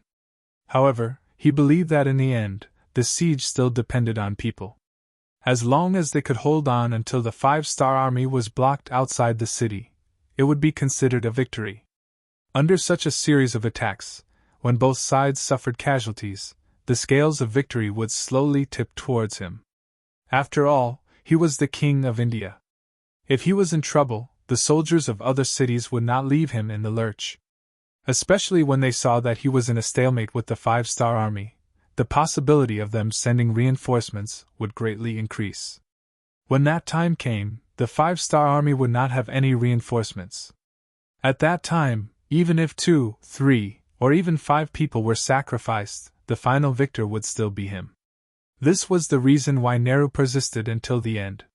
He firmly believed that with the advantage of nearly 10 million people, he would definitely be able to drive the 5-star army out of the country. However, he never expected that the other party would start a fire, and it was the kind of fire that could not be extinguished at all. Perhaps the fire would not hurt many people, but the impact on the morale of the army was unimaginable. When all the soldiers lost their fighting spirit because of the fear of the fire, the 5-star army would charge at the right time. Who would be able to stop them? For this battle, he took out all his assets to reward everyone and raise the morale of the army. However, all of this was based on whether they could win and survive. And if they died in battle, what was the use of all the wealth? At this moment, Nehru finally felt fear. He did not know if the 5-star army had any other means that they had not used yet. Just a big fire had already left him at a loss. What would he do if there were other ways to attack? The fire continued to light up in the city and could not be extinguished. Anyone who came into contact with the flames would either die or be seriously injured without exception. It did not take long for the city to turn into a living hell. On the other hand, the 5-star army outside the city had no intention of attacking the city at all. On the contrary, they set up a formation to prevent the Hindustanis from launching a counterattack in desperation. After that, they began to cook. It didn't take long for the aroma of meat to drift into Vidal city. If it was any other time, the aroma of the meat would definitely make the Hindustanis, who could not even fill their stomachs, swallow their saliva.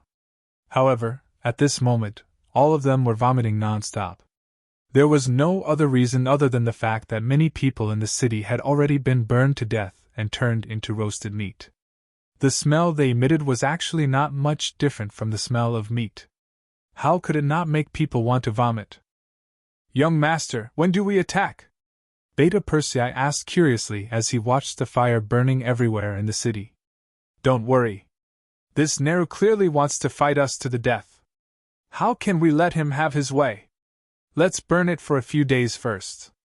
Yang Chidong had a confident smile on his face. What he wanted was to exchange the greatest victory for the smallest price. He wanted to see how many more days these Hindustanis could last.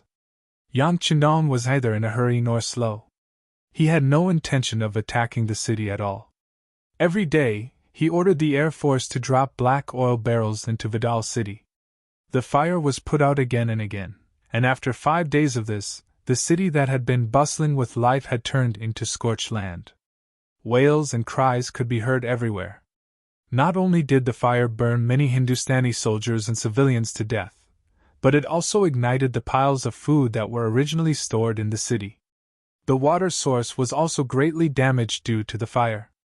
Seeing that it would not be long before the city fell into a situation of food and water shortage even if the 5-star army did not attack the city, Neru's face turned pale. He finally experienced the feeling of helplessness in the face of the 5-star army.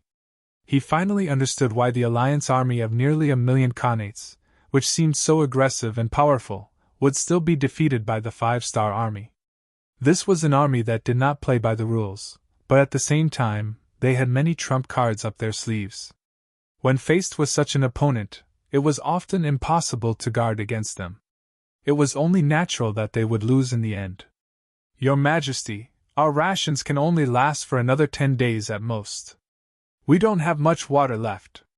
If this goes on, we—" Finally, one of the generals asked Jawaharlal Nehru in a doubtful tone. "Kill those who incite the army's morale." Nehru did not even look at the general.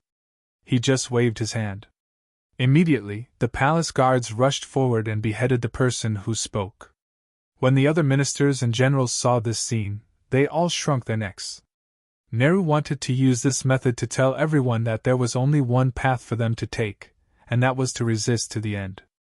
As for those who had other thoughts, they should all go to hell. A general died because of one wrong sentence. This made the others not dare to say anything even if they had other thoughts. They could only hope that the reinforcements would appear, or a miracle would happen, and the 5-star army would take the initiative to retreat. It was impossible to make the 5-star army retreat. Since they came with such a large force, how could they retreat without destroying the Hindustani royal family and occupying this place? As for the reinforcements? No one was a fool. The strength of the 5-star army was there for all to see. Unless one had enough confidence, who would easily get involved. What was the difference between that and taking the initiative to die? Days passed, and the fire continued to burn fiercely. Every day, the Air Force would come to Bidar city. Regarding this, the Hindustanis in the city went from being terrified at the beginning to being indifferent towards the end. They were used to it. But if one looked carefully, one would see that whether it was the soldiers or the civilians, all of them had a look of despair on their faces. Obviously, they were all prepared to die. They could not see any hope of survival. Ordinary soldiers and civilians would accept their fate. Or rather, their lives were cheap to begin with. If they died, then so be it. But the ministers, nobles, and generals in the city did not want to die. They had families. Some of them had wives and many children. How could they be willing to die just like that? Under the strong pressure, King Nehru's authority was no longer an existence that could suppress everything in their eyes. It was no longer an existence that made them tremble in fear. This was especially so for some of the more knowledgeable officials. The news that they received was that whenever the 5-star army conquered a country, they would not kill anyone for no reason. On the contrary, those who surrendered and submitted to the Han people could still live with 1/10 of their wealth. They just needed to move to another country. When this news was spread by the secret agents of the intelligence department in the city, and the nobles and people in power knew about it, some people were finally moved. Seeing that if they continued to resist, they would only die. They were unwilling and decided to save themselves. The so-called saving themselves referred to surrendering to the 5-star army and seeking a way out for themselves. If they wanted to do this, they had to overthrow the mountain in front of them, King Nehru. Maybe the strength of a minister was limited, and the strength of a general was far from enough. But when everyone joined forces, their strength became very shocking. Under the silent collusion, more than 90% of the people in power had been united.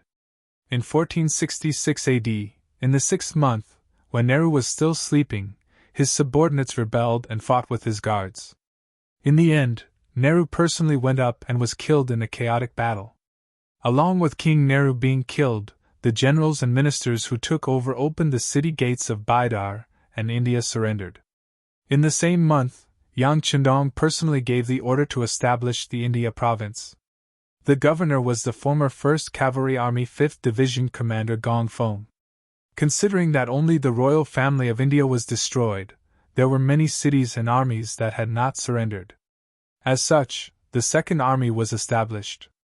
The commander was appointed by Governor Gong Feng, and the former Second Army Niu Duo was under him. Gong Feng was appointed and quickly promoted. Apart from the fact that this person was indeed capable, as he was an all-rounder, which made Yang Chendong feel assured. Another important reason was that other senior officers were not willing to take on this position. For example, Tian Hu, the commander of the 1st Cavalry Army, was used to fighting and killing, especially the feeling of fighting with Yang Chendong. Letting him become the commander of the army seemed to be a promotion, but because of this, he was fixed in one place. This was something he was unwilling to do. There was also Wu Xing, the commander of the 3rd Army, who also had this qualification.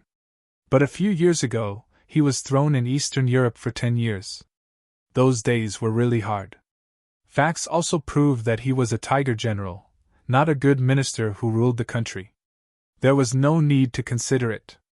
Finally, a new commander of the 3rd Army, like Su He, had enough experience and was brave enough to fight in the war. These years of military merit had already allowed him to join the Han nationality and become one of their own. But he was just a martial artist. He did not know many big words. Counting on him to revitalize and build a place, then forget it. In the end, it was Gong Feng's turn. Although this person did not even have the experience of being a commander, he was now directly appointed as the commander of the army. The promotion was a bit too fast. But don't forget, he was Yang Chendong's student. Whether it was loyalty or ability, he was a top-notch person. Since he had such an advantage, no one could say anything if he was promoted faster. Therefore, this heavy responsibility fell on Gong Feng's head. After receiving the appointment, he knelt in front of Yang Chendong with tears in his eyes. While thanking Yang Chendong for his kindness, he also said that he would do his best to pacify the whole of India, and then seize the time to build and strive for self-sufficiency as soon as possible. He would do his part to strengthen Yang Chendong. At the end of June 1466 AD, King Wunan of Damyang Yang Chendong led the main army out of India and went straight to the city of Lahore in the north.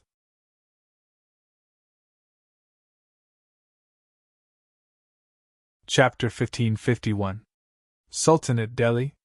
When the news of the Indian King Nehru's men being killed and the 5-star army occupying the heavily defended city of Bidar without sacrificing a single soldier reached Delhi, King Lodi was truly terrified. The way he saw it, even if the Indian army was no match for the 5-star division, they would at least be able to hold on for a few years. That way, he would have sufficient time to make preparations. Whether it was recruiting a new army, expressing goodwill to the Han people, or even choosing a place to escape, there would be a path he could take. Who would have thought that the seemingly strong Indian army would be so weak that they would be completely wiped out in just over half a year? Even King Nehru himself couldn't protect himself, and was killed by his subordinates. With this lesson in mind, Rodi was extremely fearful of the 5-star army. He was even more afraid that he would be betrayed by his subordinates, and be beheaded when the enemy's soldiers arrived at the city gates. After careful consideration, he handed over the letter of surrender before the 5-star army could attack him. He was willing to hand over the entire Delhi Sultanate to King Wunan of Damyang. He only asked for a place to spend his remaining years in peace and for the other party to spare his army and people. By the time Yang Chendong arrived at Lahore after spending nearly 2 months, the Sultan's letter of surrender had also arrived. Yang Chendong, of course, accepted it with a smile. He then led his army straight into the Sultanate and entered the capital of Delhi. Outside the city gates of Delhi, Rodi changed out of his royal robes and wore the plain clothes of a commoner. He knelt in front of the city gates and handed over the king's seal and the tiger-moving seal to Yang Chendong in front of all the officials and commoners. He stayed in Delhi for 5 days and comforted Rodi.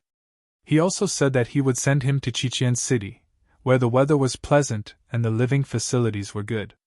It was the best place to spend his remaining years in peace. After that, he met with some of the officials in the country and won over many of their hearts.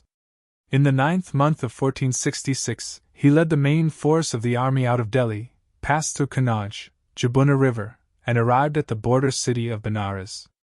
His army then arrived at the border city of Sadpur in the Barangi kingdom.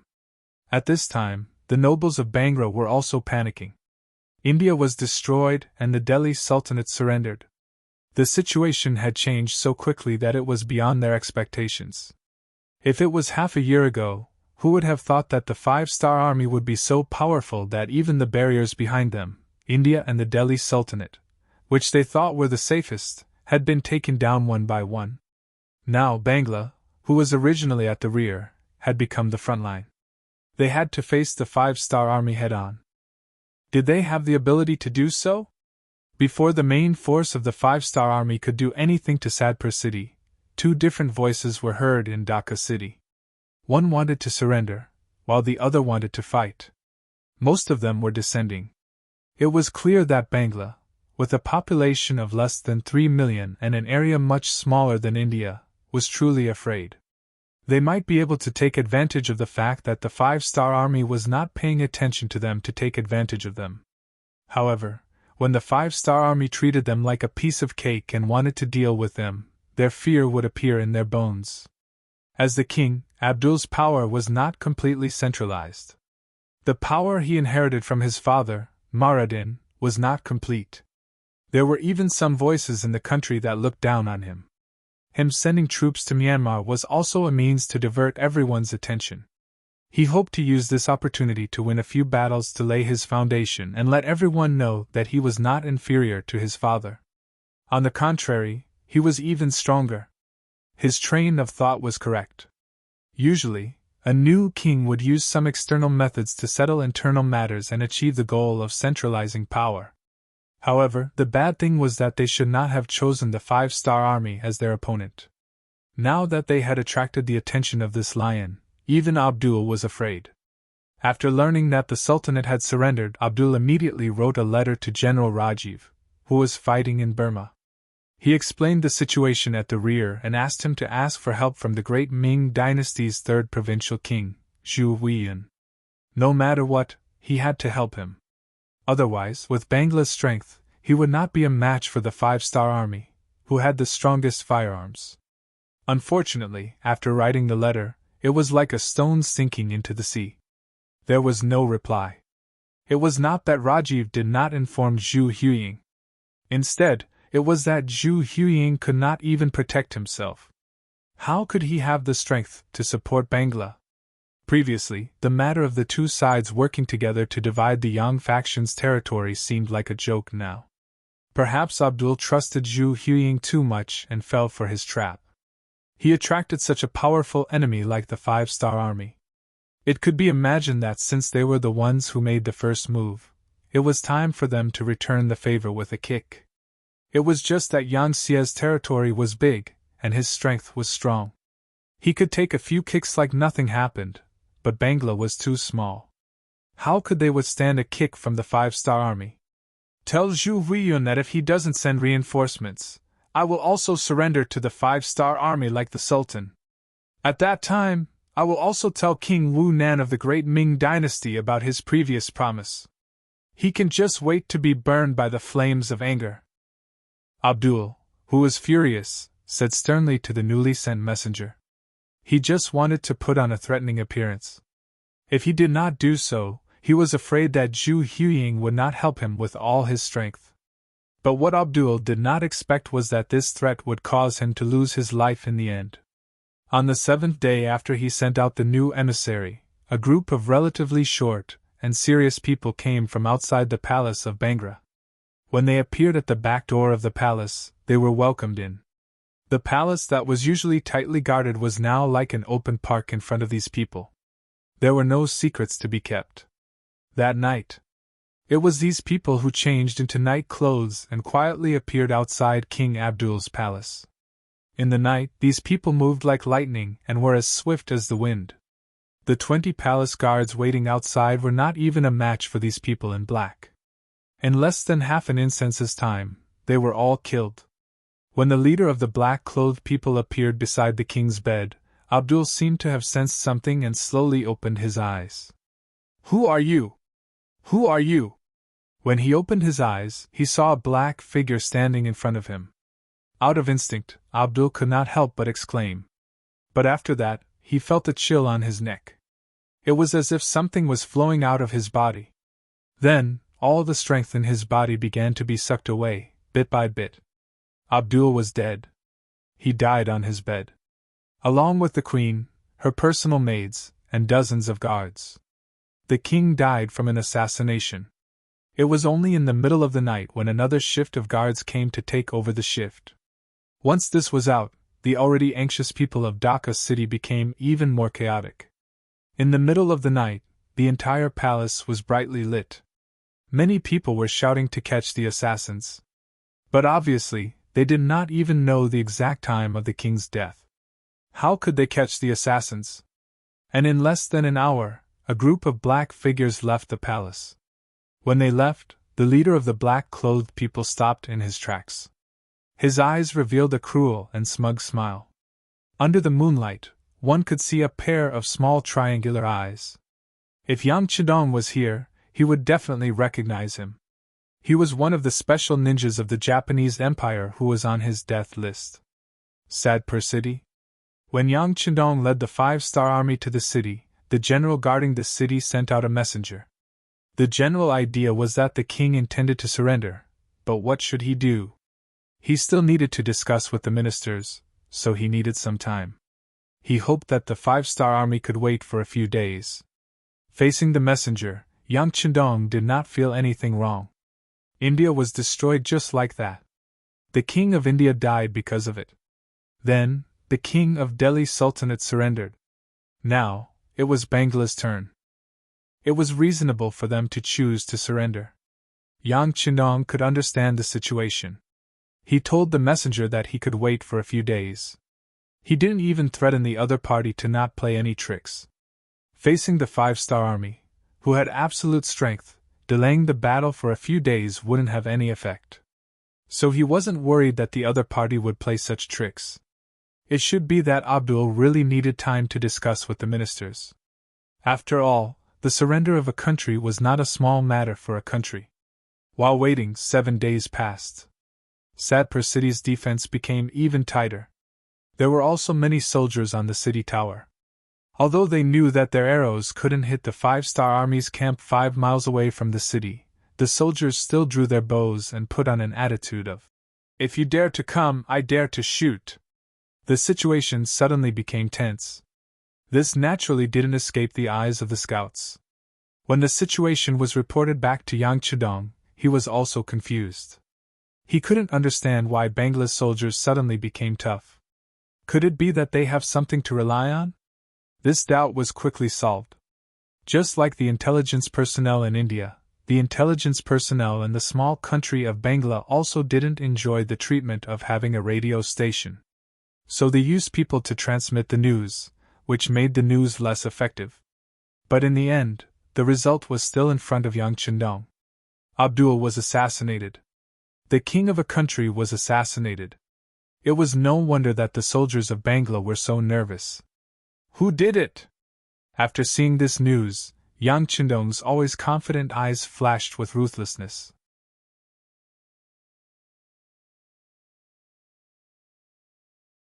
Chapter 1552. The assassination order was definitely not given by him, and without his order, no one would dare to do it. Moreover, to assassinate the king of a country in a heavily guarded palace without being discovered afterwards was not something an ordinary person could do. Even in the entire Yangtze, even the spies of the intelligence department's action team couldn't do it. Only people like the Wolf Fang Special Forces, who have been specially trained in beheading operations, could do it. Of course, the high-level ninjas of the Japanese Empire could also do this if they had an insider.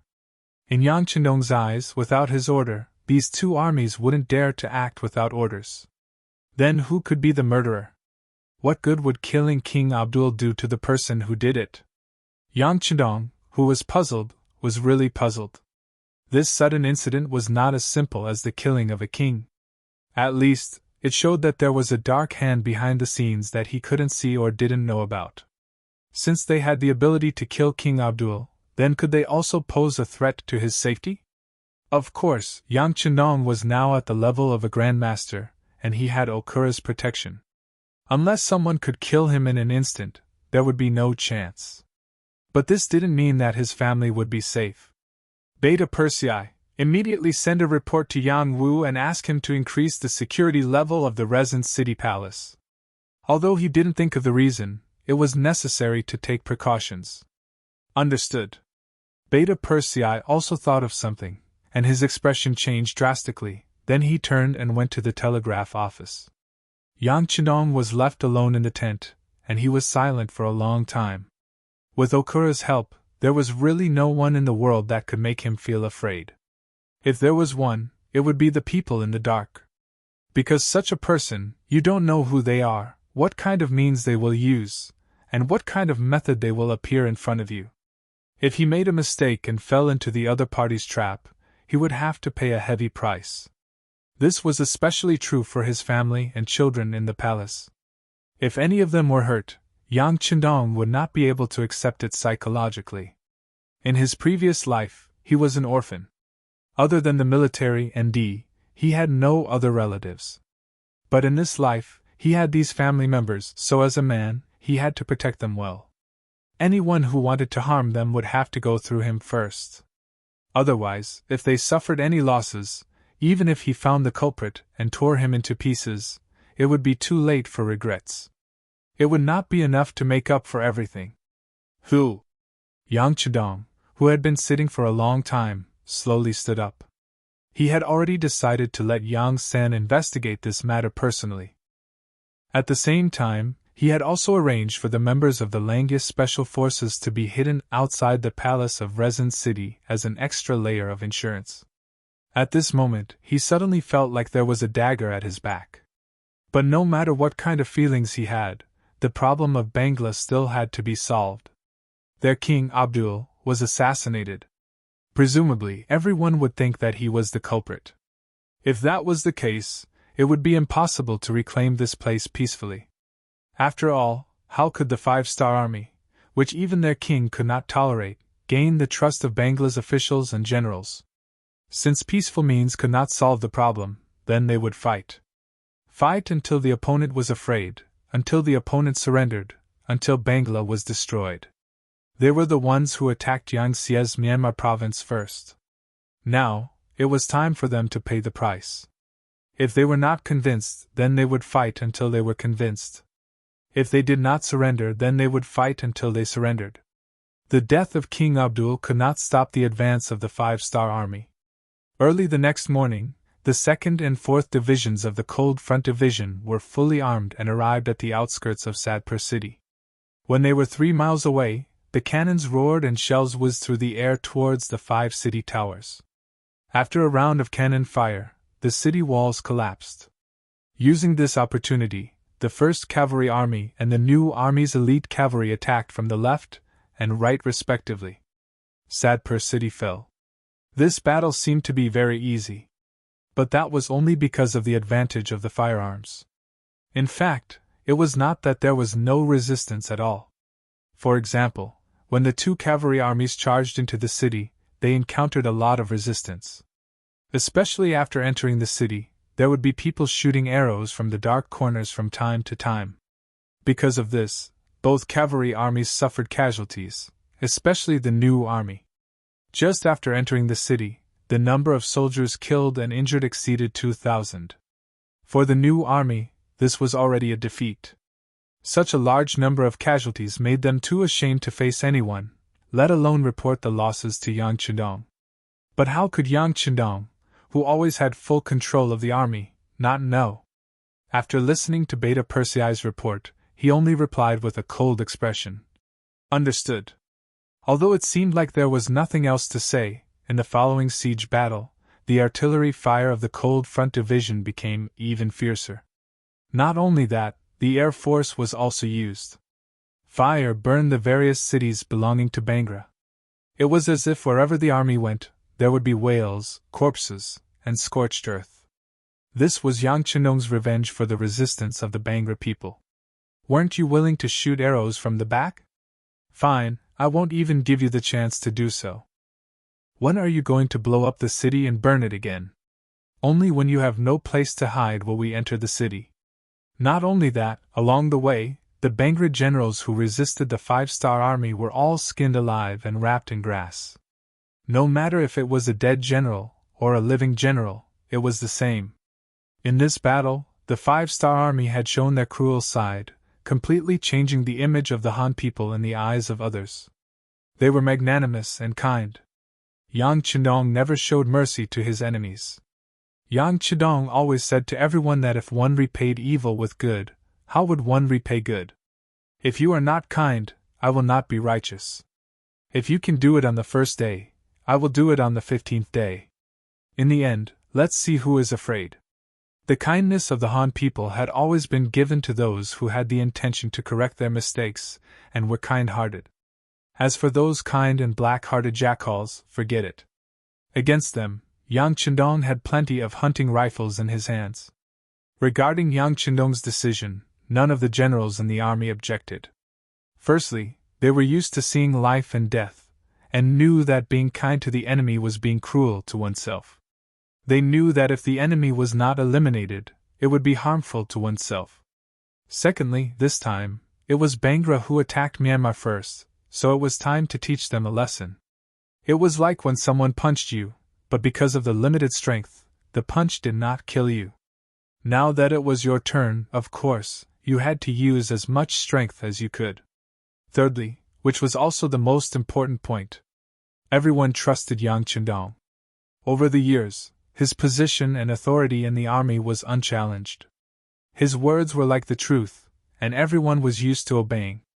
With the above 3 points, Yang Chindong's orders were naturally carried out with all their might. However, just because the army did not have any objections, it did not mean that the civil officials did not have any opinions. For some reason, this matter spread to Chichen City, as well as some other provinces under Yang Xie's control. It attracted the opposition of some officials and a few scholars. In their view, the Han people were the masters of the world. Since that was the case, they should have a tolerant attitude towards their friends. Especially those who had not been enlightened, they should be more reasonable. Once they knew the etiquette, they would not go against the Han army.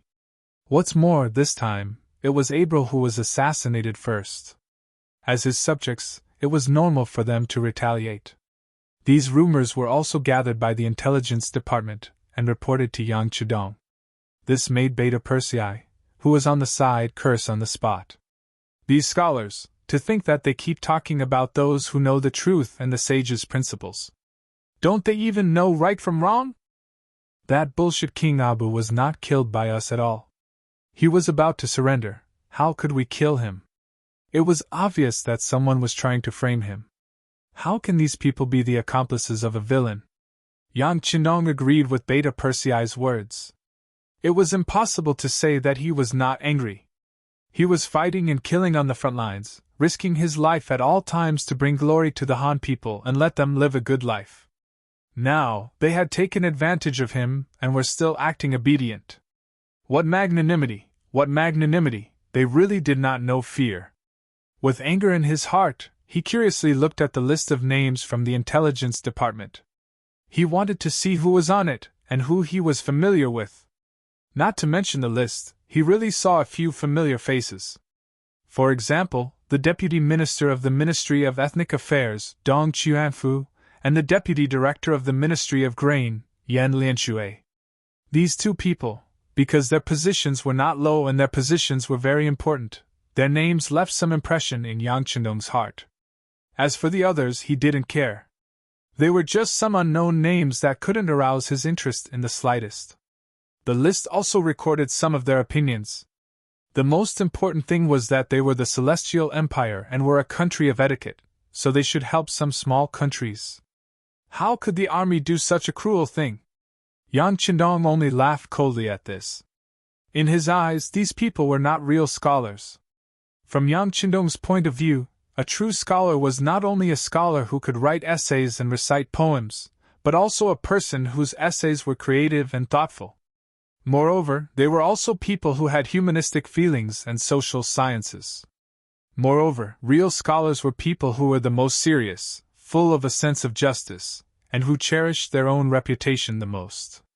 Jumping out like a group of jumping clowns, belittling others to elevate themselves, pretending to be virtuous, fishing for compliments, and looking down on others, such people could not be called scholars. They could only be called a group of arrogant and shameless pseudo-scholars.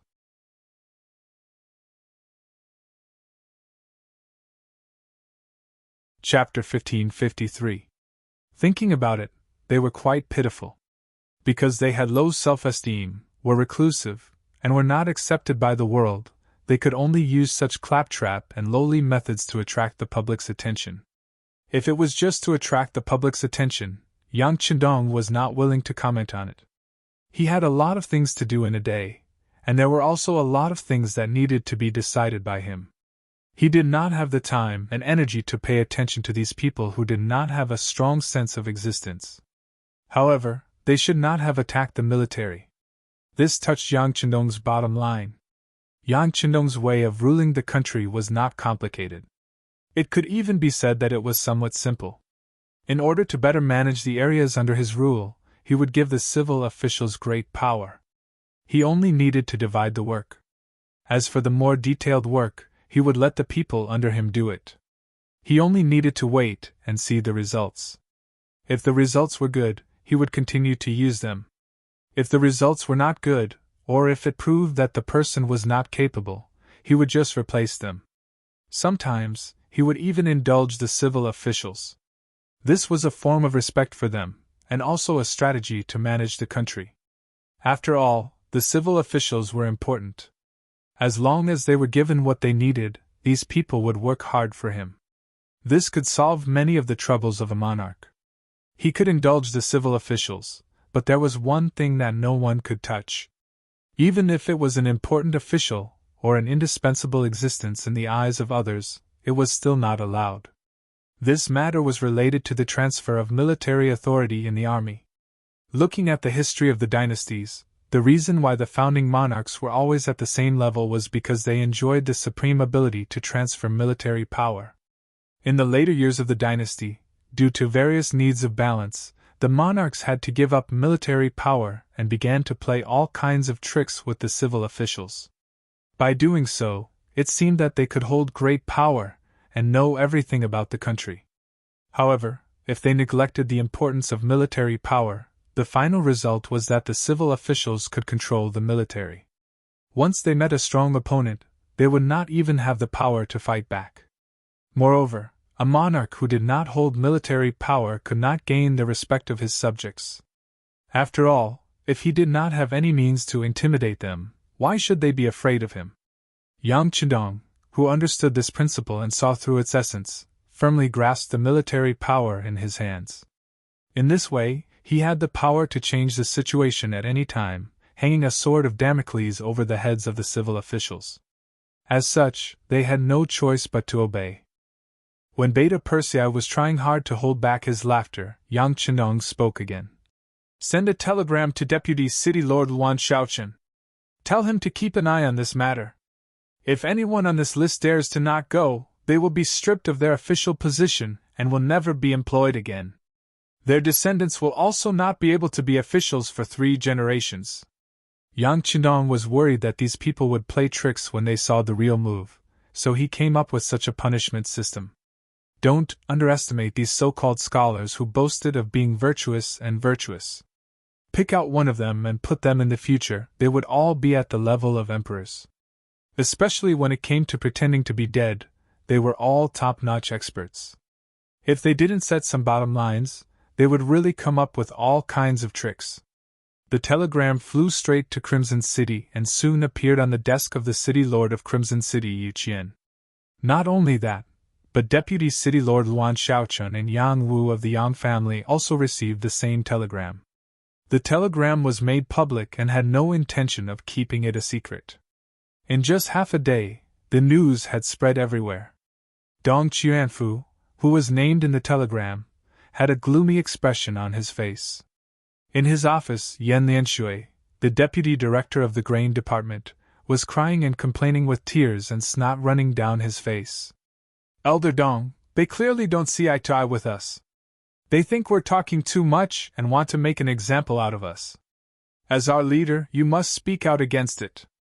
I don't want to face the king of the 3 provinces. I heard that this person even killed his brothers. He's a demon king. Yan Lianshui fully displayed his acting skills as an award-winning actor. His face was full of pitiful, and tears flowed freely from his eyes. Those who didn't know would think that he had suffered a great grievance. When he said this, Dong Qianfu's face became even uglier. What did he mean by being the leader? He wasn't going to take the blame for this. Thus, he said coldly, Deputy Director Yan, pay attention to your status. This matter was voluntary from the beginning to the end. No one forced anyone, let alone being the leader. After this reminder, Yan Lianshui realized that he had said something wrong and quickly corrected himself. Yes, Elder Dong is right. We were willing. However, our intentions were good. We didn't want to see the 5-star army brutally kill people. There's nothing wrong with this. Now you want us, the civil officials, to persuade the king of the 3 provinces to surrender? This is an impossible task. Perhaps we won't be able to return. Elder Dong, you are someone whose city lord you personally wrote a letter to invite. You have a lot of face, so you must report this matter truthfully. Humph. This time, Dong Qianfu didn't say anything to refuse. Chapter 1554. Thinking about it, he was just called by Yang Chendong. Although on the surface it was said that he was entrusted with an important task, anyone with a clear mind could see that there was clearly a problem. At this time, who wouldn't stay away from him? How could anyone take the initiative to approach him? This was the official scene. When he was proud, he was surrounded by flowers. When he was frustrated, he was surrounded by holes. Sigh. After a sigh, Dong Qianfu knew that his situation was a bit dangerous. But the more it was like this, the more he had to find Yu Qian and argue with him. Otherwise, he would really be finished. He got up, strode out of the lounge, and went straight to the floor of the city lord mansion. During this period, although there were staff members stopping him, he really ignored them until he pushed the door upstairs. He didn't even knock on the door, which was enough to show the anger in Dong Qianfu's heart now. When he pushed the door in, he saw Yu Qian wearing a pair of reading glasses and looking down at something. When the two looked at each other, Yu Qian showed a puzzled look. "Hi, why are you here?" Hi was Dong Qianfu's name. Usually, only familiar people would call him like this. When Dong Qianfu saw Yu Qian's stunned expression, he knew that the people below must not have reported his arrival. Thinking that it was not that Yu Qian didn't want to see him, the anger in his heart also subsided a lot. However, the staff behind him, seeing Dong Qianfu break into the city lord's office without any etiquette, couldn't help but show a helpless look on his face. He seemed to want to explain something to Yu Qian. These staff members of the city lord mansion had long been convinced by Yu Qian's feelings and work attitude for the country. This time, they also knew that Dong Qianfu came to ask for help. In order to reduce some pressure on Yu Qian, they acted on their own initiative and didn't want to arrange a meeting. Who was Yu Qian? His brain was very flexible. No one said anything, just the situation in front of him, he guessed most of it. He also knew that the staff members were doing this for his own good, but since he was here, he couldn't just kick him out. He had to see him anyway, so he waved his hand and said to the staff members, "You can leave, I will have a good chat with Ai." The staff had no choice but to withdraw, but there were still some discerning people who went to the office of the deputy city lord, Wan Shaochen, on the lower floor.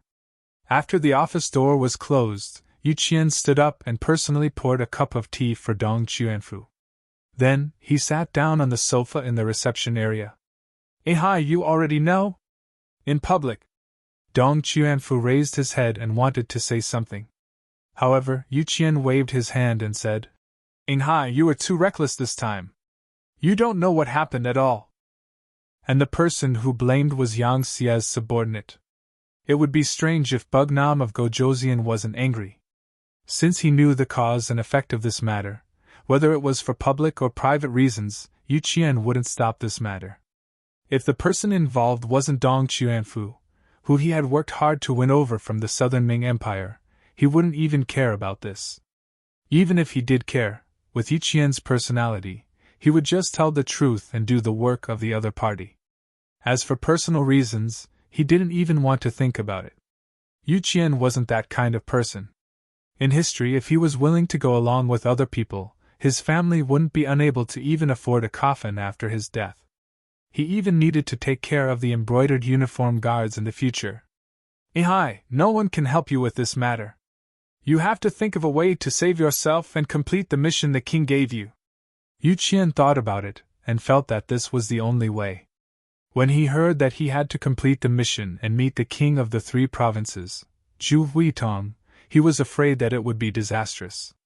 Immediately Dong Qianfu said with a sad face, "In public, this is a 90% chance of death. Even if it's a 90% chance of death, so what?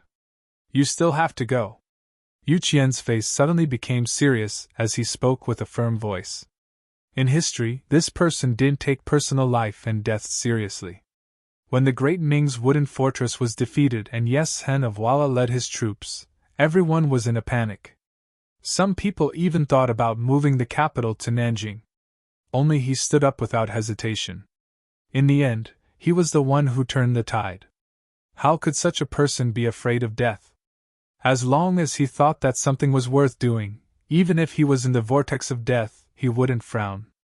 After being refuted by Yu Qian, Dong Qianfu knew that he had no other choice. He couldn't not go. If he didn't go, he would be removed from his position. Not only that, his descendants wouldn't be allowed to become officials for 3 generations. In that case, the entire Dong family would be harmed by him. He didn't want to be the sinner of the family. "Then I'll go." Dong Qianfu sighed in his heart, and finally made a decision. Go. At worst, he would die. If that was the case, he believed that with this merit, his descendants would also be touched by the glory. He could be considered to have done his last bit for the family. "Yu Gong, it's hard to predict whether this trip will be good or bad. If something happens, I'll have to trouble Yu Gong to take care of my family. You can rest assured that after you leave, your family won't be bullied by anyone. Besides, with our Yang Xia's current ability, the 3 provincial kings won't dare to do anything to you unless they don't want to live." At the end of his words, Yu Qian's voice involuntarily rose a lot. This was his biggest gain after following Yang Chendong for so many years. That was, he could speak with confidence, and was no longer afraid of being attacked by others. Because they didn't find trouble with others, it was already fortunate. On the first floor, someone had already reported to Luan Shaochen that Dong Qianfu had appeared and went to find Yu Qian. In this regard, Luan Shaochen just smiled and said that he understood. Then he went to do what he needed to do. Although he hadn't been in the city lord's mansion for too long, he still understood Yu Qian. This was not a person who was biased. This was something that Yang Chendong said in a very serious tone. Since it was Yang Chendong who said it, Luan Shaochen naturally didn't have any doubts. Luan Shaochen believed that City Lord Yu Qian would be able to handle this matter well. The facts also proved that Dong Qianfu left not long after and returned home. He ordered people to pack his luggage, as if he was going to go on a long journey to the place of the 3 provincial kings. Yang Chendong didn't pay too much attention to what happened in Crimson City. He left the matter to Yu Qian, Yang Wu, and Luan Shaochen. If it wasn't done well, then wouldn't it mean that the Yang Xia had no one to use? Not paying attention to Crimson City, his eyes were more focused on the Bangla kingdom. After showing a strong attitude and putting it into action, the so-called revenge for the king became quieter and quieter. No one wasn't afraid of death, especially this King Abdul who didn't treat his people well. After resisting for a few days and paying a huge price, they finally became obedient. When the main force of the 5-star army appeared in front of some cities, even more people chose to surrender for their own safety. Faced with the Bangla army that suddenly became docile, the 5-star army naturally didn't start a brutal massacre. They acted as if those who surrendered could live and everyone would be fine. As a result, their progress became even faster. In the 12th month of 1466 AD, they arrived at the capital of Bangla, Dhaka city. Here, General Caldwell presented his letter of surrender. From then on, this place became one of the territories under Yang Xia's control.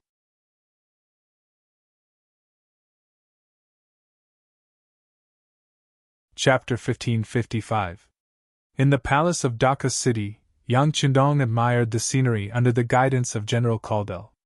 In the great hall of the palace, Yang Chandong sat high up on the throne and listened to the surrendered general talk about the current situation in Bangra. Ever since King Abdul was assassinated, the situation in the country had been chaotic beyond control. Various factions had emerged. Among them were the Avengers, the Warmongers, those who wanted peace, and those who only cared about themselves. Before this, the Five-Star Army had come with fury and forced the Vengeance faction and the War faction to abandon their weapons and armor. Now they were either dead, injured, or fleeing. They could no longer pose a threat. Otherwise, Caldwell, the general of the Peace faction, wouldn't have submitted his letter of surrender. However, the Warmongers still existed and they were all generals with military power. For example, Rajiv, who was still causing trouble in Burma, was a representative of this group. According to Caldwell, other than Rajiv, Azad and General Hark each led 10,000 soldiers into Burma from Bangra. They would probably cause some damage. Yang Chandong looked at Caldwell's lowered head in self-reproach. He didn't intend to scold him. This had nothing to do with him. It was already a great deed for him to represent Dhaka in surrendering to the Five-Star Army and averting the disaster of war. Very good, General Caldwell. You still have some military power in your hands, don't you? Yang Chandong thought about how he would have to face the Bangra army and the three provinces' royal armies, who were provoking him. There would probably be a lot of killing. The security behind him would become even more important. Reporting to King Wunan of Damiang, the guilty general still has 20,000 soldiers. However, they are all foot soldiers and no cavalry. Their combat ability is average. Caldwell spoke the truth without any exaggeration. Seeing Caldwell's sincerity, Yang Chandong smiled and nodded. 20,000 people, not a small number. This way, you can continue to retain your position as a general. This prince will also leave you with an army to cooperate with you in defending Bangla from the flames of war. Sigh, this place shouldn't be called Bangla. Aren't there a lot of Bengalis here? Let's change the name to Bengal in the future. Are you willing? Originally, he thought that since he was a surrendered general, he would be lucky to be able to keep his life and a small portion of his wealth. Who would have thought that Yang Chandong would trust him so much that he would not deprive him of his military power and even let him guard this place? He was so moved that he immediately knelt on the ground and said, "Thank you, Bugnam of Gojosian, for your kindness. Thank you, Bugnam of Gojosian, for your kindness. There's no need to thank me. Just do your job well." He also said that Bugnam of Gojosian was now trapped in the war in the west, and it was time for them to strike back. After seeing the silver tails and analyzing the situation, especially after seeing that the Gurkha army had already started to attack Myanmar, Xu Huiyu thought that the opportunity had come. He ordered his subordinate General Wang Zhanjiang to lead 150,000 troops from Liangshan into Yunnan province. He wanted to take advantage of this opportunity to obtain some benefits. The original plan was very smooth. The sudden attack of the three provincial armies had indeed caught the Five-Star Army off guard. They had taken over Liangshan, Kidai, Langzhuang, and other places. However, they had encountered some difficulties when attacking Beijiang Prefecture. Relying on his advantage in numbers, Xu Huixin did not take it seriously. Until the sudden appearance of the Lengfeng division, the battle had fallen into a stalemate. However, it was just a stalemate. According to General Wang Zhanjiang's report, they could not take down Beijiang Prefecture, but the Five-Star Army in the prefecture could not do anything to them either. It was clearly a situation where they were evenly matched. However, now that Yang Chandong had appeared near Beijiang Prefecture with more than 200,000 troops, they no longer had the advantage in numbers. It was obvious what would happen next. That was the main force, not the third-rate forces of the provincial armies that they had faced before.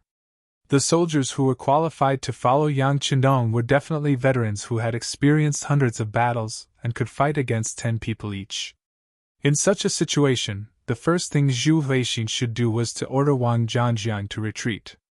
However, he still wanted to try his luck and see if the mysterious man's representative, Mo Gui, had any good suggestions. After all, he felt that the master behind this person was very capable and might be able to save him. He came to Mo Gui's courtyard with hope. As soon as he entered, he saw the man standing in front of the pond in the courtyard with his hands behind his back. Needless to say, he was Mo Gui. At this time, looking at Mo Gui's back, the early morning sun shone on him, giving him a very mysterious feeling.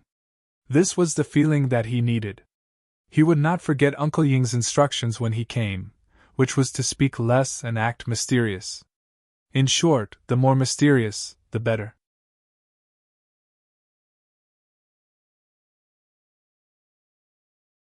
Chapter 1556.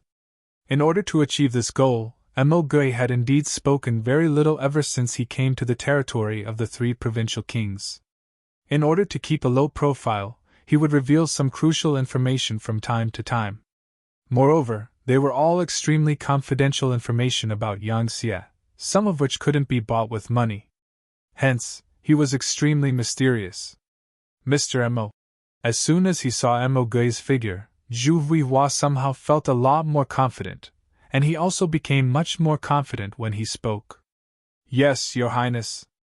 Upon hearing the voice, Mo Gui turned around. He was a very ordinary-looking young man who would be forgotten very quickly if he was thrown onto the streets. Seeing that Mo Gui was bowing, Zhu Huihua hurriedly stepped forward and made a gesture of greeting. Mr. Mo, please don't stand on ceremony. Actually, I have something to ask you this time. Oh, Your Highness, you mean that Bugam of Gojoseon has led the main army to Beijiang Prefecture, right?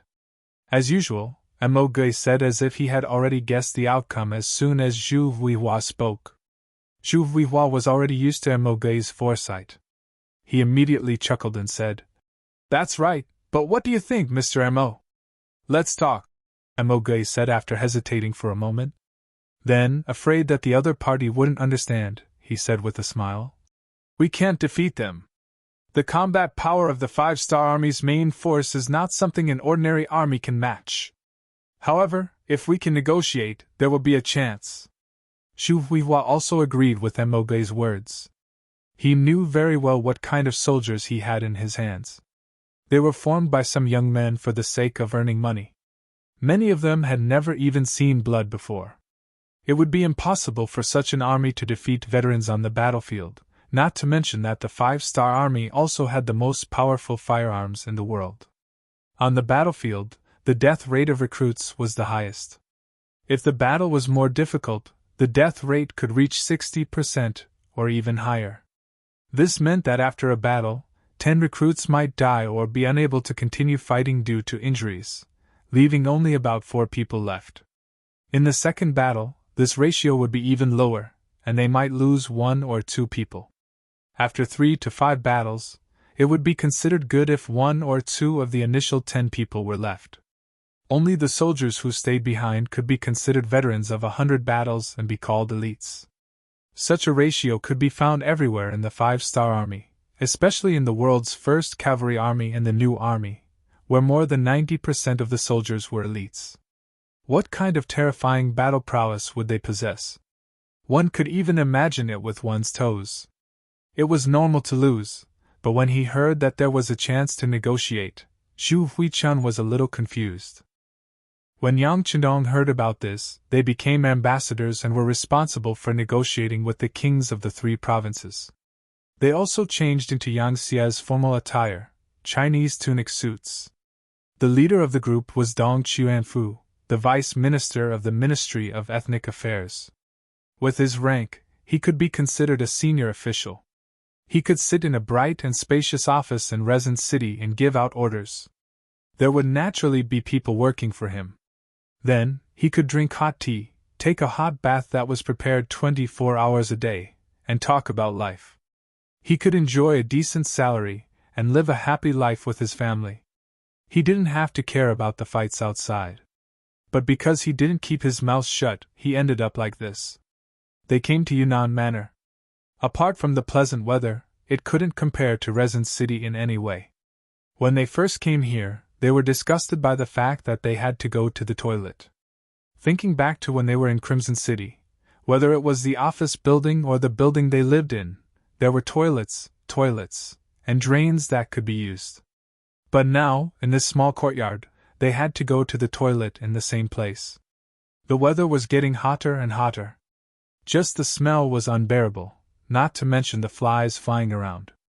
Although it was the same in the past, after enjoying the modern treatment in Resin City, the feeling of going back to the old life was worse than death.